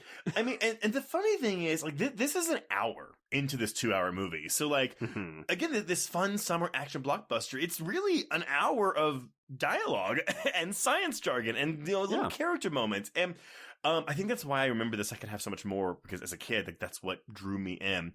But, right. And again, to go back to this whole thing where it's, I love that, yeah, Steven Spielberg's like, no, like, the first big scary set piece we're going to have, these kids are getting put through hell. Which is actually really surprising, because if you think about it, we introduced the kids quite late in this movie as well. They've only been in the movie for 20 minutes at this point. They come in at the 40-minute mark, right? So basically, at the end of Act 1, beginning of Act 2, that's when the kids come in. Which is wild, because I care so deeply, because these are the only kids in the entire film. You know, obviously I don't want anything to happen to Dr. Grant or Dr. Malcolm, but they're kids. I could take her or leave him. He's about to get eaten anyway. But yeah, it's just the film understands that we are going to be more worried for the health and safety of these kids than any other adult. I think, again, a hurdle with things like this in most movies, especially horror films, is that I'm kind of like, but you're not going to kill a kid because kids have plot armor. And even though Lexi and Tim do not die in this movie, right, there are many moments where I really was, oh no, they could die. They could die here. Yeah, like even I remember when the fence bit happens with Tim, I thought, could we kill a child? Also talk about really good suspense, but also that part where he flies off also scared the crap out of me as a kid. I hated it. Okay. Hated it. I mean, he's lucky that he didn't just hang on and melt. I mean, he just could let go. Because it's really high up. Okay, so as this is happening, we have also learned that Arnold is unable to make his way through the program, so he is unable to undo Nedry's hacker shit. And, then Malcolm gets tossed by this dinosaur en route to eating Gennaro off the toilet. This is good, though. I love this. I do want to point out, too, for the, because, you know, the iconic glass, the water, the cup of water that's rippling as the T-Rex is coming. Mm-hmm. So, the ripples were inspired by Steven Spielberg listening to Earth, Wind, and Fire in his car. Okay. And the vibrations of the bass rhythm that he saw like in his car. So they were unsure how to create the shot until the night before filming, when they put a glass of water on a guitar someone was playing, which then achieved the concentric circles in the water that Spielberg wanted. So the next morning, guitar strings were put inside the car and a man on the floor plucked them to achieve the ripple effect. That is wild. So simple, but so fucking effective. I know. And one of the most iconic shots in movie history. Absolutely, yeah. So, at this point, Malcolm is out of the picture. We don't know if he's dead. Gennaro is definitely dead because we saw him get fully eaten by this T-Rex. But we need to get the kids. So Grant makes a run for it. He stops Lex from screaming. They get moved around as the T-Rex kind of snouts the vehicle. This is really cool, too. And also, because this is like, we have an animatronic T-Rex for the close-ups, the puppet. Mm-hmm. But the CGI looks really good here because it's dark and rainy. Right. Yeah, like if the T-Rex is using its little puppet arms like in Tammy and the T-Rex, you can't really see it all that clearly. No. But also, yeah, this is I love, again, the camera work here is we're kind of following Grant and Lexi as we are spinning around this Jeep. Mm-hmm. And then we start to run out of space because we're about to be crushed by the concrete divider. So she has to climb on his back. And then we do a little bit of spelunking. Even this moment, right? Like, it's already been so exciting. But really, this is almost its own mini secondary set piece as he has to grab this rope as the vehicle literally falls down upon them. Well, and that's the thing, too. So what I do like about this, too, is that the dangers aren't just from dinosaurs. It's also in their environment. So again, that we have an extended set piece where they're climbing down this tree as the car is falling down the branches. That's great. And it does work. Yeah, I'll confess, I don't know if I believe that Tim would have been able to survive this car going over and landing in the tree, but oh yeah, sure. The shot though, when they finally get to the ground and the car like kind of flips over on top of them, great shot. Yeah, and I remember laughing hysterically at Tim's comment. Well, we're back in the car again. Like, this child actor can really sell the goods. You know what? You know the other movie that he's famous for? The River Wild. Oh my god. We've talked about that, haven't we? Well, we've never covered it, but honestly, we could cover it. We could. It's Deliverance Light. Yeah, it's more of a thriller, but genre, whatever. Also, Meryl Streep's a badass. Kevin Bacon's a horrible person. Yeah. We don't really make movies like that anymore. Honestly, the last time I saw river rafting in a movie was probably The Descent. Right. Bring back river rafting is what we're saying. Honestly, good setting for a horror film. This is true. One of the Wrong Turns might do it, actually. Oh, actually, you might be right. Yeah. All right, so we're cutting back and forth still. So in the control room, this is when Arnold clarifies we cannot get this back online without Nedry. So Trace, Nedry's death scene. So I will say, this is, I don't even like watching this today because there's something so creepy about the Dilophosaurus because the sound it makes, it's so innocent, it looks so cute. It's cooing, right? Yes, and I will say this is something that is definitely gorier in the book. I don't remember if it's a frilled lizard in the book, but it definitely, so the story that Grant tells the kid earlier about the velociraptor cutting his stomach, that's what the Dilophosaurus does to Nedry in the book. It cuts his stomach open and his intestines spill out and it starts eating his intestines. Blah, blah, blah, blah, blah, blah. But this is still, I mean, again, and that's why it's so funny to me, when horror fans are like, oh, it's just typical PG-13 bullshit. And I was like, I don't know, man, like Jurassic Park gets away with some shit that I'm a little surprised at, to be honest. I mean, not this scene particularly, but like there is like there's a severed arm in this movie. Yeah, there's an intensity to nearly all of the set pieces, but yeah, it does get away with some good bloody horror. Like, even watching Gennaro get chomped there, we're not really cutting away from it. Like, we're fully seeing a man get eaten. Oh yeah, he gets thrashed around too. Also, a bit that I did love from this Cold Crash Pictures video too is that they mentioned in this Dilophosaurus scene that no dinosaur is misgendered more. Because here boy. Nedry keeps calling it a good boy. It's like, Nedry, do you even know where you work? Did you watch the fucking video? He probably didn't even know there were dinosaurs on this island. He doesn't care. I will say, though, jumping back to where Nedry gets his kind of like, you got 20 minutes to get to the dock, it was very Deep Blue Sea to me, where it's like, we're all leaving for the weekend. There's a big storm coming. Oh my god, honestly, that the Deep Blue Sea, everyone's comparing it to Jaws, you're right, but it's just Jurassic Park. And all the sharks are raptors. Right, yes. They're very smart. They hunt in packs. I bet that was the logline when they were pitching it too. Jurassic Park, but in water. And everybody's like, you mean Jaws? Yeah, sure. That helps you sell it easier. Well, because it's also scientists playing God. So, Ellie and Muldoon have decided if we can't get this park back on track, we need to go and get the kids. And hypothetically, Dr. Grant and Malcolm as well. So they take a gas-powered Jeep out. They find Malcolm. He's okay, but his leg is fucked. And then we find signs that Grant and the kids have taken off after this Jeep down the tree kind of thing.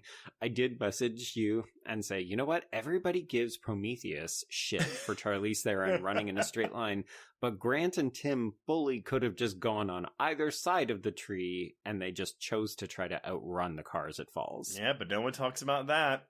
Exactly. You know why? It's because we hate women. I mean, she is an idiot woman who can only run in straight lines. It's true, yes.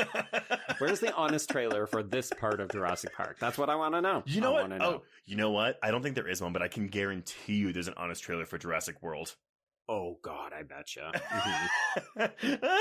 AKA fan service the movie before we got The Force Awakens. Yeah. Okay. So, yes. So we pack up into the back of this car and we get a repeat of the thudding water.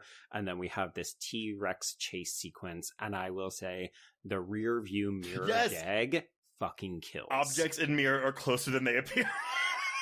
Also, I will say, I also love Ellie. My captions didn't say it, but I'm like, she is just yelling shit over and over again, is she not? I could not tell you. I can picture the look of terror in her face as it gets really, really close to the Jeep. Yeah. But yeah, this is, oh man. It's so good. I mean, that's the thing though. Once the first T-Rex thing happens, this movie doesn't really let up for the next hour. I would argue some of the stuff with Grant and the kids, particularly when they go into the field, it's a little bit slower, but that's mostly just because we keep doing the cross-cutting. Right, because while they're doing their thing, we have suspenseful-ish stuff happening with Ellie and Muldoon. Yeah, exactly. Mm-hmm.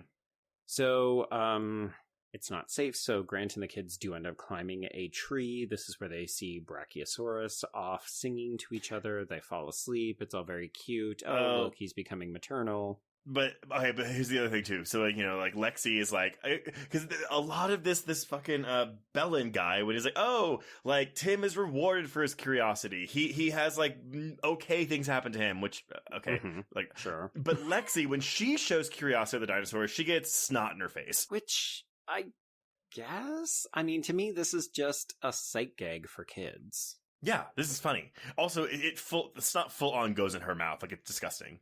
Oh, it's so much. God bless you.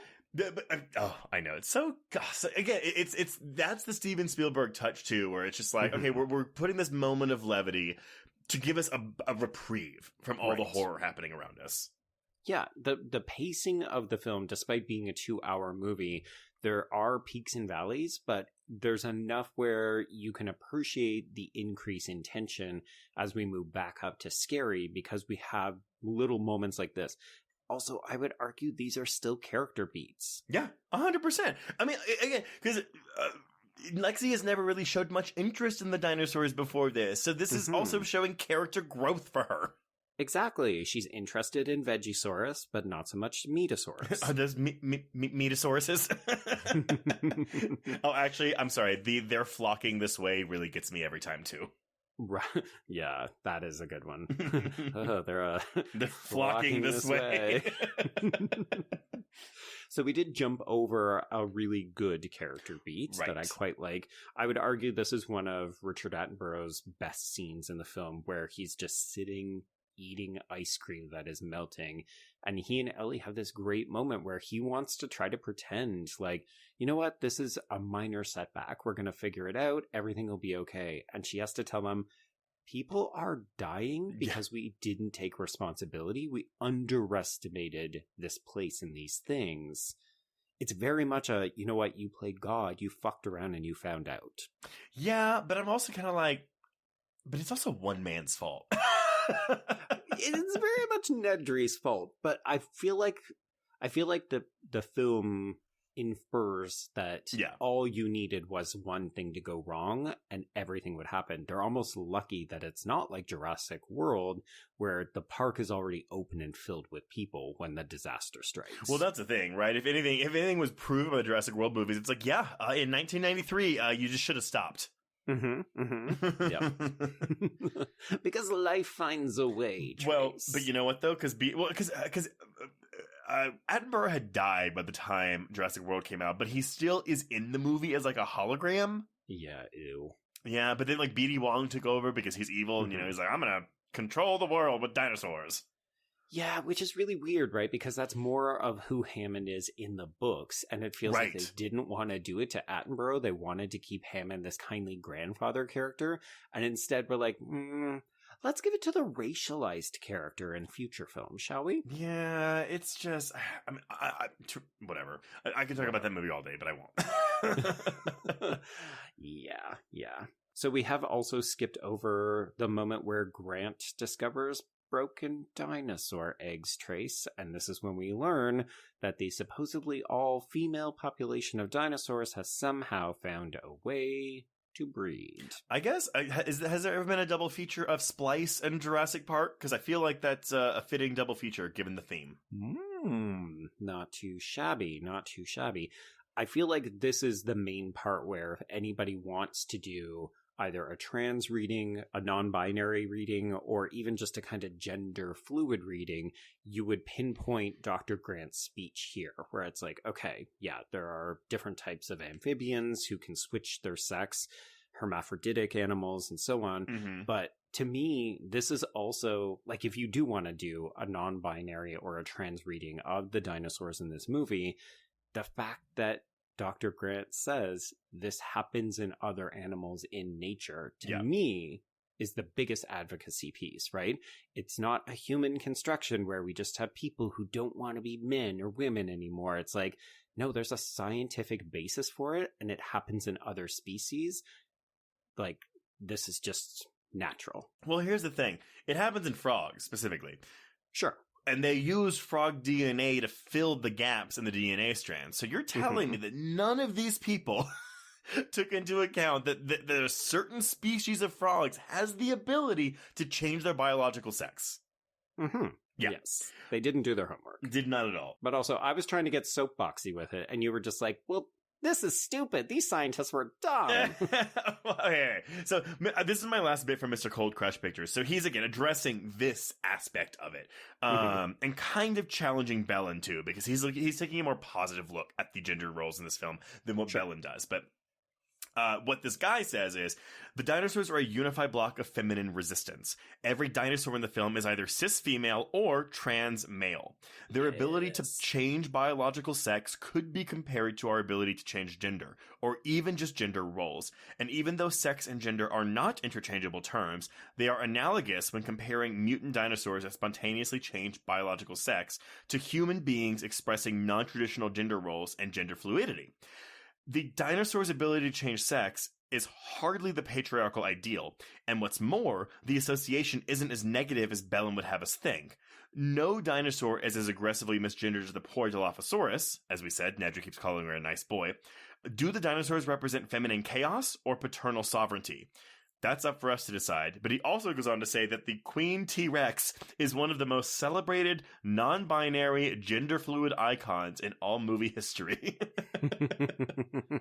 Say it louder for the people in the back. I love it. I mean, look, people will give a shit for even, like, attempting this kind of a read on this film, but I think it's really fun. Yeah, I mean, if you don't want to subscribe to it, then obviously you can just read this as, oh, it's a story about people surviving a rampaging dinosaur park and a man who learns that he can actually be a bit of a father figure. Sure, have at it. Sure. That's the very conventional, I'm sure, endorsed reading that Mr. Spielberg would encourage us to think about. But I think the other readings, the queer rage, the trans dinos, the non-binary gender fluid dinos, that is also in here very easily. Like, all you have to do is start looking at it. 100%. So we have managed to get Dr. Malcolm back to the control center. He is hot and wounded. Ooh. So enter the memes. Yeah. And we have Hammond saying, okay, we've managed to get him back, but Dr. Grant and the kids are still out there. If you can't get the system back on track, we need to shut it all down, because that will give us the best chance of getting things booted back up. Yeah, this doesn't go well. No. I will say, though, at this point, when they turn it off, like, so Arnold says, no, we're not going to do that. That's a really bad idea. And then Hammond says, people are dying. Like, you need to do this for me.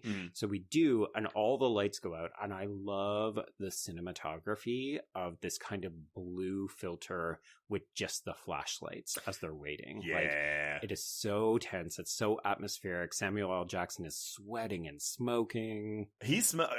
Honestly, that's probably why he dies, because he smokes so much in this movie. I remember vividly, like, so many moments from this movie, but for some reason, there's something so weirdly delightful about Nedry being a fucking... He's all about the decorum, so if you don't put in please, then you will get locked out, and a little cartoon avatar comes in and goes, and you just have Arnold wheeling himself over with this half-smoked Shelley Duvall from The Shining cigarette poking out of his mouth. And he goes, please! Again, that it's permanently ingrained in my brain. It's also the Joker from Batman. Oh my god, it is, isn't it? I'm telling you, this movie is in conversation with the Batman franchise. Oh my god, I forgot about this. I've only seen Batman 89 like 2 or 3 times in my life. Oh, wow. Okay. Whereas I've seen Batman Returns about 75 times in my life. Well, tell me you're queer. Okay, so we have reset the power and it comes back on. So all we have to do is get to the breakers in the nearby maintenance shed. And Trace, I feel like this is prime fucking horror, right? Like, all you have to do is get a couple of feet and reset the breakers. Well, because here's the thing, too. We haven't even seen these dinosaurs yet, but the way Muldoon is acting, and yeah, actually, the best use of suspenseful score is when Ellie starts running. It's like the and again, we haven't seen it. We can't see anything that's chasing her, but we know it means, well, this is serious. Yeah, I love Muldoon just goes, run.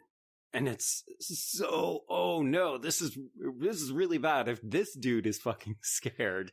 And I love that she is basically parkouring her way to this generator shed. Oh yeah, she jumps onto a tree branch and like hurls herself forward. Oh, it's great. Mm-hmm. But then we want to make fun of Ian Malcolm's daughter using gymnastics in the second one, even though it feels like it could just be a homage to this. It kind of does. I mean, gymnastics was her sole character trait. Literally, that's why she was in the movie. I think it was too on the nose. It's like, oh, she's a gymnast, so she can literally do this stunt. But I guess my thing, truthfully, is the concept of a girl kicking a velociraptor out of a window via gymnastics. Mm-hmm. Does it sound silly? Yes. I don't think it's executed that. I think it works in the film. Mm-hmm. And also, if you really want to come down hard on that, then you should not be able to watch literally anything that happens in the new trilogy, because there is way dumber shit that is happening. Like, we talk about Jurassic World Dominion on the Patreon, and we like the Malta sequence, but it is dumb as fuck and way worse than anything about a black teenage girl drop kicking a velociraptor out a window. Actually, you know what's funny? The third one has a very similar moment, because there's a part where, because the whole thing is like Téa Leoni and William H. Macy's kid he's lost on the island for like weeks or whatever, and he survives because, of course, because we won't kill kids. Yes, but Sam Neill finds him and he grabs his jar, and the kid goes, "Oh, that's T-Rex urine." And he just goes, "How did you get this?" And he goes, "You don't want to know." And I'm like, but I do want to know. How did you get that without... Yeah. What, did you just wander around looking for a puddle? It's just a cheap joke for the movie. But I'm like, no, you need to explain how you got T-Rex piss. Did you sit under this thing as it pissed? I need to know. Mm-hmm. No. It sounds like bad screenwriting, if we're being honest. It is. I mean, look, it's not a perfect movie, but as a fun 90-minute B movie, it's fun. All right. You know what? I'm going to stick with Jurassic Park in the water. Yeah, that's fair. Any day. Okay, so Ellie is making a run for it, but we're still cross-cutting because we love to diffuse the tension, but also escalate it in other ways, because as she is making her way into the shed and being guided by Malcolm, who can actually read the pipes, and she is starting to reset the power, and we're going down and pushing these buttons. Grant and the kids are trying to make their way over an electric fence. This is real. Again, this is another like car thing. It's not dinosaurs that are a problem right now. It's just that it's Ellie. Ellie's going to kill these people. You know what? Ellie doesn't like kids, and she's secretly hoping to fry one of them. Well, and again, it's so silly, right? Because it's like, okay, so she has to press all these buttons one at a time. She's going one at a time, and of course, the one that she shouldn't press is the last. It's the one at the very bottom.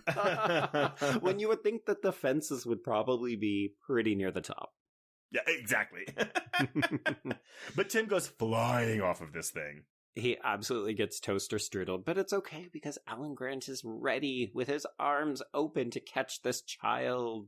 Yeah, this looks silly, but it's fine because you know what? We get my absolute favorite jump scare in the movie after this, which is when we get, it's almost like a redo of the shot in Jaws whenever the boy dies and we get like the zoom in on Brody, but like the background is going further in the back. It's like, I forgot how they do it, but we get the zoom in on Ellie. It's just like, you know, as the line you said at the top of the episode, we're back in business.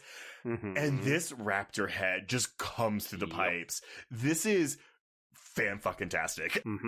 Our first glimpse of the velociraptor is basically him Jack Torrancing between these pipes at Ellie. It's great. Well, and I love too, so like, she appropriately freaks the fuck out. Oh, yes. She gets this gate shut, but it is like on her ass this entire time. I love it. Does Muldoon die like right after this? He, I think, has technically already died by this point, because after he tells her to run, when we cut back to him as she's making her way through the pipes, that's when he's clever girling. Yes, yeah. Oh, and of course, yeah, Arnold's hand winds up.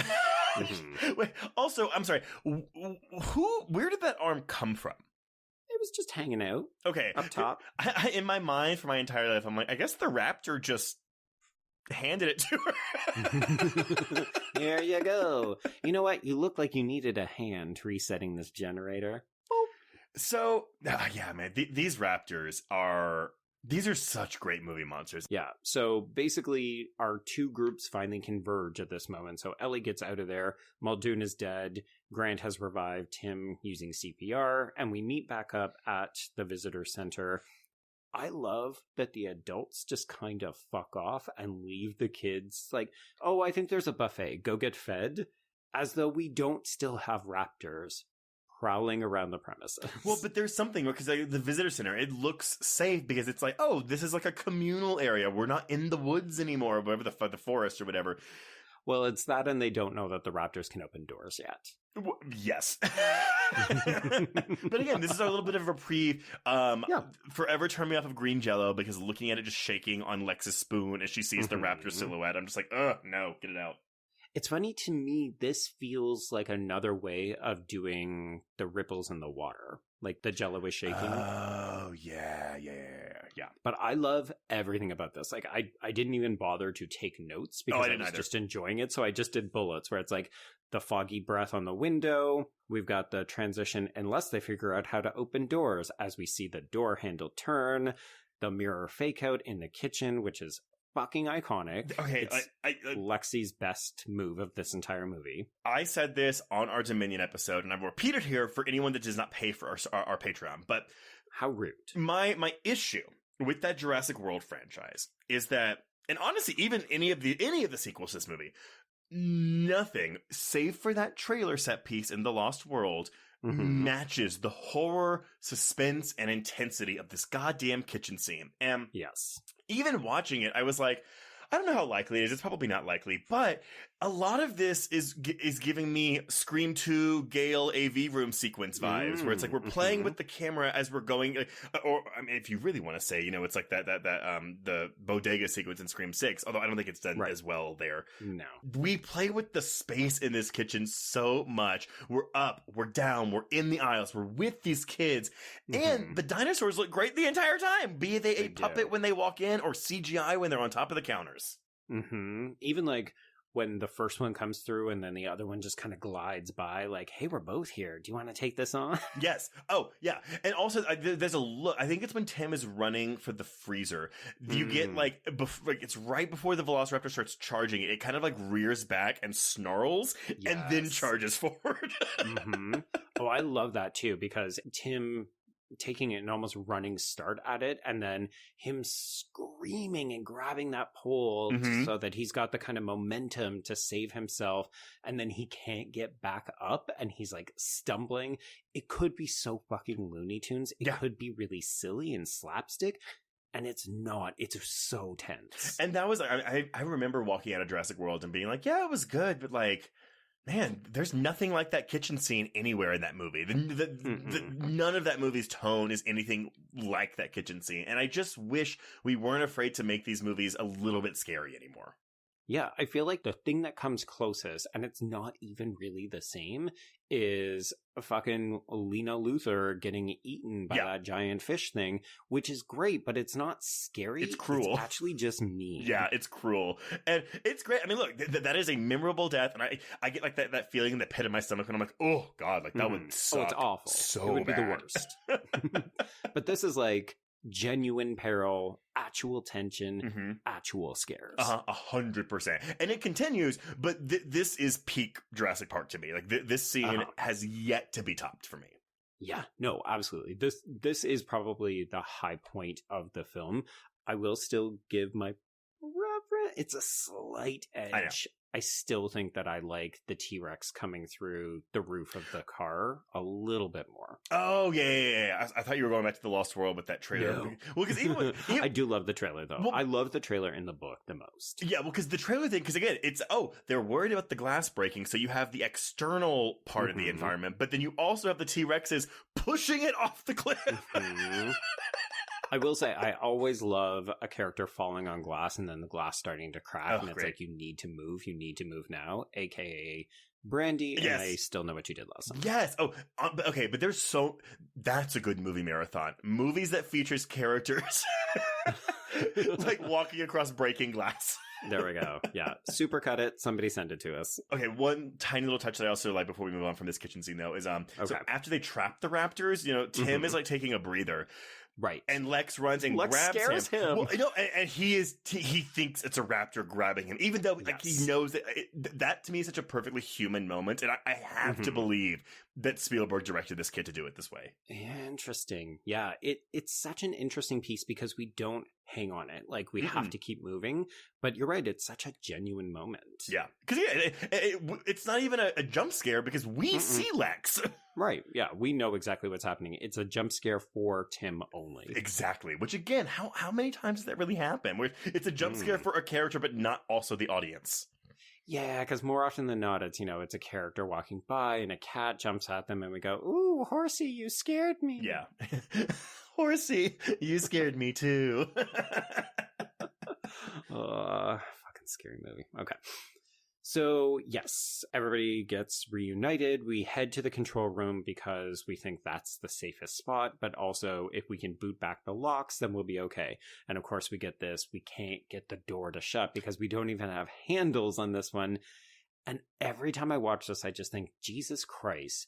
Lex didn't even know to try to align it to make sure that they had the door shut before she activated the locks. They could have done it so that the door was just permanently open. So also one of my favorite camera moments though is, Alan is like, his head is up with the circular window in the door. He bends down to look at the lock and then he comes back up and all of a sudden that raptor is right there breathing on. Oh, it's so good. Here's Johnny. It's so good. I'm telling you, here's the thing. The T-Rex was originally not going to make a return in the climax of this film. Which is wild. I cannot believe it. I know, but here's the thing. You don't love it? It gives it you have that great tableau image of the T-Rex roaring and the dinosaurs, whatever the fuck the sign says as it falls down. When dinosaurs ruled the earth. Trace, come on. That is such a queer empowerment moment. Look at this diva taking her bow on the center stage. I know. I get it. To me, I just kind of hate that it's like, oh, the T-Rex saves them from the raptors. Okay. Sure. Right. They don't save themselves. No, but Spielberg was like, he knew the T-Rex was going to be the star. And I'm like, well, for my horror-loving heart, I'm sorry, but these raptors are the star for me. But. Well, they're the real villains, right? The T-Rex ends up becoming a kind of accomplice helper when you're not. It's an antagonist, whereas the velociraptors are the villains. Well, it's because it's like the T-Rex sees by movement, so the raptors are moving the fastest out of all the people on the screen. Sure. I will say there's two other moments that I want to touch on before we get to that finale. So I was joking with Brian, who was not watching this. He was just kind of off. And I was like, I think it's so funny that they're like, oh, the velociraptor is coming in. I'm like, how is it going to fit through that tiny porthole? And then we see the raptor fucking jump through the entire glass window. Oh, yeah. Oh, I've never noticed this before, but it's when they crawl up into the roof, which again, I love this. I love Lex falling up the ceiling. Yeah, that's one of the things I wanted to highlight. So there's two final bits. Her with her leg almost getting bitten, I think is the last big jump scare in this movie, and it is crazy effective. Yeah, it's good. But also, I think one of the most beautiful shots in the movie, I may have even seen it on One Perfect Shot, is this velociraptor with the code. Yep. That's what I was going to say. It's stunning. It is so beautiful. It's funny, because it's the DNA code, right? Right. Okay, or it might be the system rebooting, like the ones and zeros. See, okay, I thought it was just like computer code like that, but I think there's letters on it. And so I thought it was the DNA code, like the DNA sequence. That would be better. That's what I think it is. I mean, y'all can let us know. Do that. But no, I agree. Do our homework for us. It's such a good shot. It's again, great. Everything with these raptors, like it's like a 15-minute like nonstop barrage is so fucking perfect. Yeah. No, so good. Yeah, and then, fun stuff where they're hanging off the T-Rex and it falls and everybody's really worried, and then T-Rex, and then we're off to the helicopter, and I do love John Hammond's kind of wistful last look. This is the thing that I built. It was my life's accomplishment. Oh, yeah. It's the flea circus writ large, and I have to let it go because I was never in control. Well, he's still living in a mansion in the second movie, so he's doing fine. Oh, he's fine. Yeah. And of course, the iconic sort of final shot is it looks like everything is fine. Dr. Grant has accepted these kids and they're having this perfect tableau sleeping moment. And then we see a dinosaur that we have never seen before, but that's fine, flying alongside, leaving the island. Yep. Hey, the movie just gets out. It's all right. We don't have to see them get back to the Goodbye. To the mainland. You don't need to know how the rest of their lives turn out. We're done. They're fine. We will never see Tim and Lex again. You know what I forgot? I forgot that Laura Dern actually... No. Tim and Lex do have a cameo in The Lost World. Do they? Yes. Okay. So because we see Hammond briefly after Camilla Bell dies, and Ian Malcolm goes to his place, and he's like, "Oh yeah, these compies ate a girl, but she's fine." And Tim and Lex run downstairs to say hi to Ian really quick, and then they go away. Okay, so we just needed to confirm that they are actually alive and doing okay. And not traumatized. Therapy apparently did wonders for them, and they are perfectly well adjusted. Well, you know what? They are rich as fuck. Well, and do you remember Laura Dern is in Jurassic Park 3? Oh, does she have like a split-second cameo, like lecturing or doing something? She has a phone call because Alan calls her before he goes, and like I think he tells her what she's doing. But then when they're like in the water with the Spinosaurus, the river sequence, he calls her when they're trapped in this cage or something, and she calls the army to come save them. Sure. Yeah. Okay. She's like, I'm Laura Dern. I am a queer icon. I don't have time to come back for this third Jurassic Park movie. I'm sorry. But ask me for the third one in the next trilogy and I might come back. And phoning it in. I love Sam Neill and Laura Dern and I would say Ian McKellen. Yes. Yes, noted thespian Ian McKellen playing Ian Malcolm in this new movie. Yeah, I love all three of them, but Jesus Christ, are they ever phoning in those cameos? I don't even think it's a phoning it in thing. I think it's more of a like they have nothing to do in that movie. Like they are. It's true. Yeah. Yeah, I mean, again, and y'all, we had fun with Jurassic World Dominion. You can go listen to that Patreon episode, but yeah, it's not this movie. Well, it didn't give me I haven't seen Ellie Sattler in like 30 years. This is what I want from this character. But yeah, no. Anyway, well, okay, well, that is Jurassic Park. Any final thoughts on it, Joe? This movie's gay. It's very queer. If you can't see it, you shouldn't be listening to this podcast. This movie's trans. There we go. Yeah, no, I mean, honestly, truthfully, I'd never considered it before. But again, this isn't a movie that I rewatched a lot because I saw it so much when I was younger. That, yeah, I mean, honestly, the read, it holds water for me, honestly. I mean, given what these dinosaurs are. Absolutely, yeah. And the water that it holds ripples. Let me just get my porous leather cloth, though, and I'll get it off of you for you. There we go. You know what? Good job, Mikey Creighton. Shit. Hope that climate change worked out for you. Well, he's dead. It doesn't matter. Oh, my God. just nonchalant. Well, he's dead. Okay. Before we announce what we're covering next week, if you want to get in touch with us, please reach us on Twitter and Instagram at HorrorQueers. Shoot us an email at horrorqueers@gmail.com. Find us on Letterboxd to keep track of all the films we've covered. Go to our YouTube channel to check out our interviews with various horror filmmakers, as well as our most anticipated films of each month.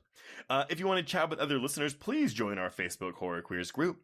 If you have a moment, please rate and review us on Apple Podcasts or Spotify. And if you want even more content, please support the show by becoming a patron at patreon.com/horrorqueers. We are now in June. So go sign up now and you will get, if you sign up at the highest level, you will get 244 hours of extra content. That is all the Patreon episodes we've done over the past 4 or 5 years.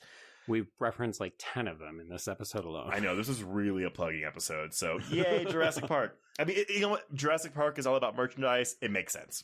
There we go. Yes, we're taking our cues from the film. We're sorry. We're not sorry. This month, we are catching up on horror TV with a discussion of both Slasher Ripper on Shudder and season 2 of Yellow Jackets on Showtime. As for movies, we've got Rob Savage's Stephen King adaptation, The Boogeyman, and the all-black cast slasher film, The Blackening. And of course, as I already mentioned months before, our audio commentary for the month will be on the aquatic slasher sequel, Jaws 2, just in time for its 45th anniversary. Woo! Yes, but Joe? Yes. What are we talking about next week? Well, Trace, I don't know if we're going to have quite as much fun, but we might sing Off With Your Head, because that's terrible. I apologize. Yeah, we're going to talk about some family trauma, really horrible shit. We're going to finally tackle Hereditary. I'm really excited for this. I've seen this movie many times, but I haven't seen it recently. Yeah, you wrote a very iconic, I'm using the word iconic. Iconic, I know we're all saying. You wrote a very successful and very accessible unpacking of this movie for Bloody Disgusting. Yes, and it came after I read the script, which I will go revisit that article before we record. There we go. Yeah. No, I'm excited to revisit this as well. This is not a movie I regularly go back to, but I do love that, you know, that one meme that went around where it's like, a woman says she wants to relax, and then she puts on a movie where a woman saws her own head off with piano wire. And it's like, Hereditary, I see you. Oh, man, yeah. Well, everyone, until next week, and Toni Collette's amazing dinner table monologue. Literally where we get our awards name from. Yep, we can cross out Jurassic Park. Indeed, and cross out Horror Queers.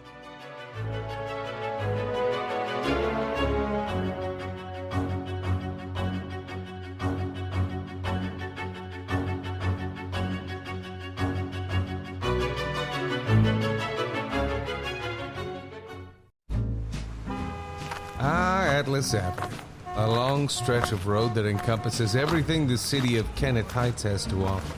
Neon lights, traffic, crime, the hustle and bustle of everyday life, and the craziest of characters. My office was above it all. My name is James Locke, and I'm a PI. Hello, Mr. J. How the hell you doing today? Good, Edith. Nearly every year I have a new case. New people to meet, new clues to discover, and new problems to solve. But I do it the old-fashioned way. No technology. Nothing post-1950. Hell, I don't even listen to podcasts, but you should. Atlas Avenue Beat is a spoof of the film noir genre with goofy characters, tons of wordplay, and non-stop raunchy humor. There's also 3 whole seasons out right now with more on the way. Just search for Atlas Avenue Beat wherever you listen to podcasts or visit us online at bloody.fm.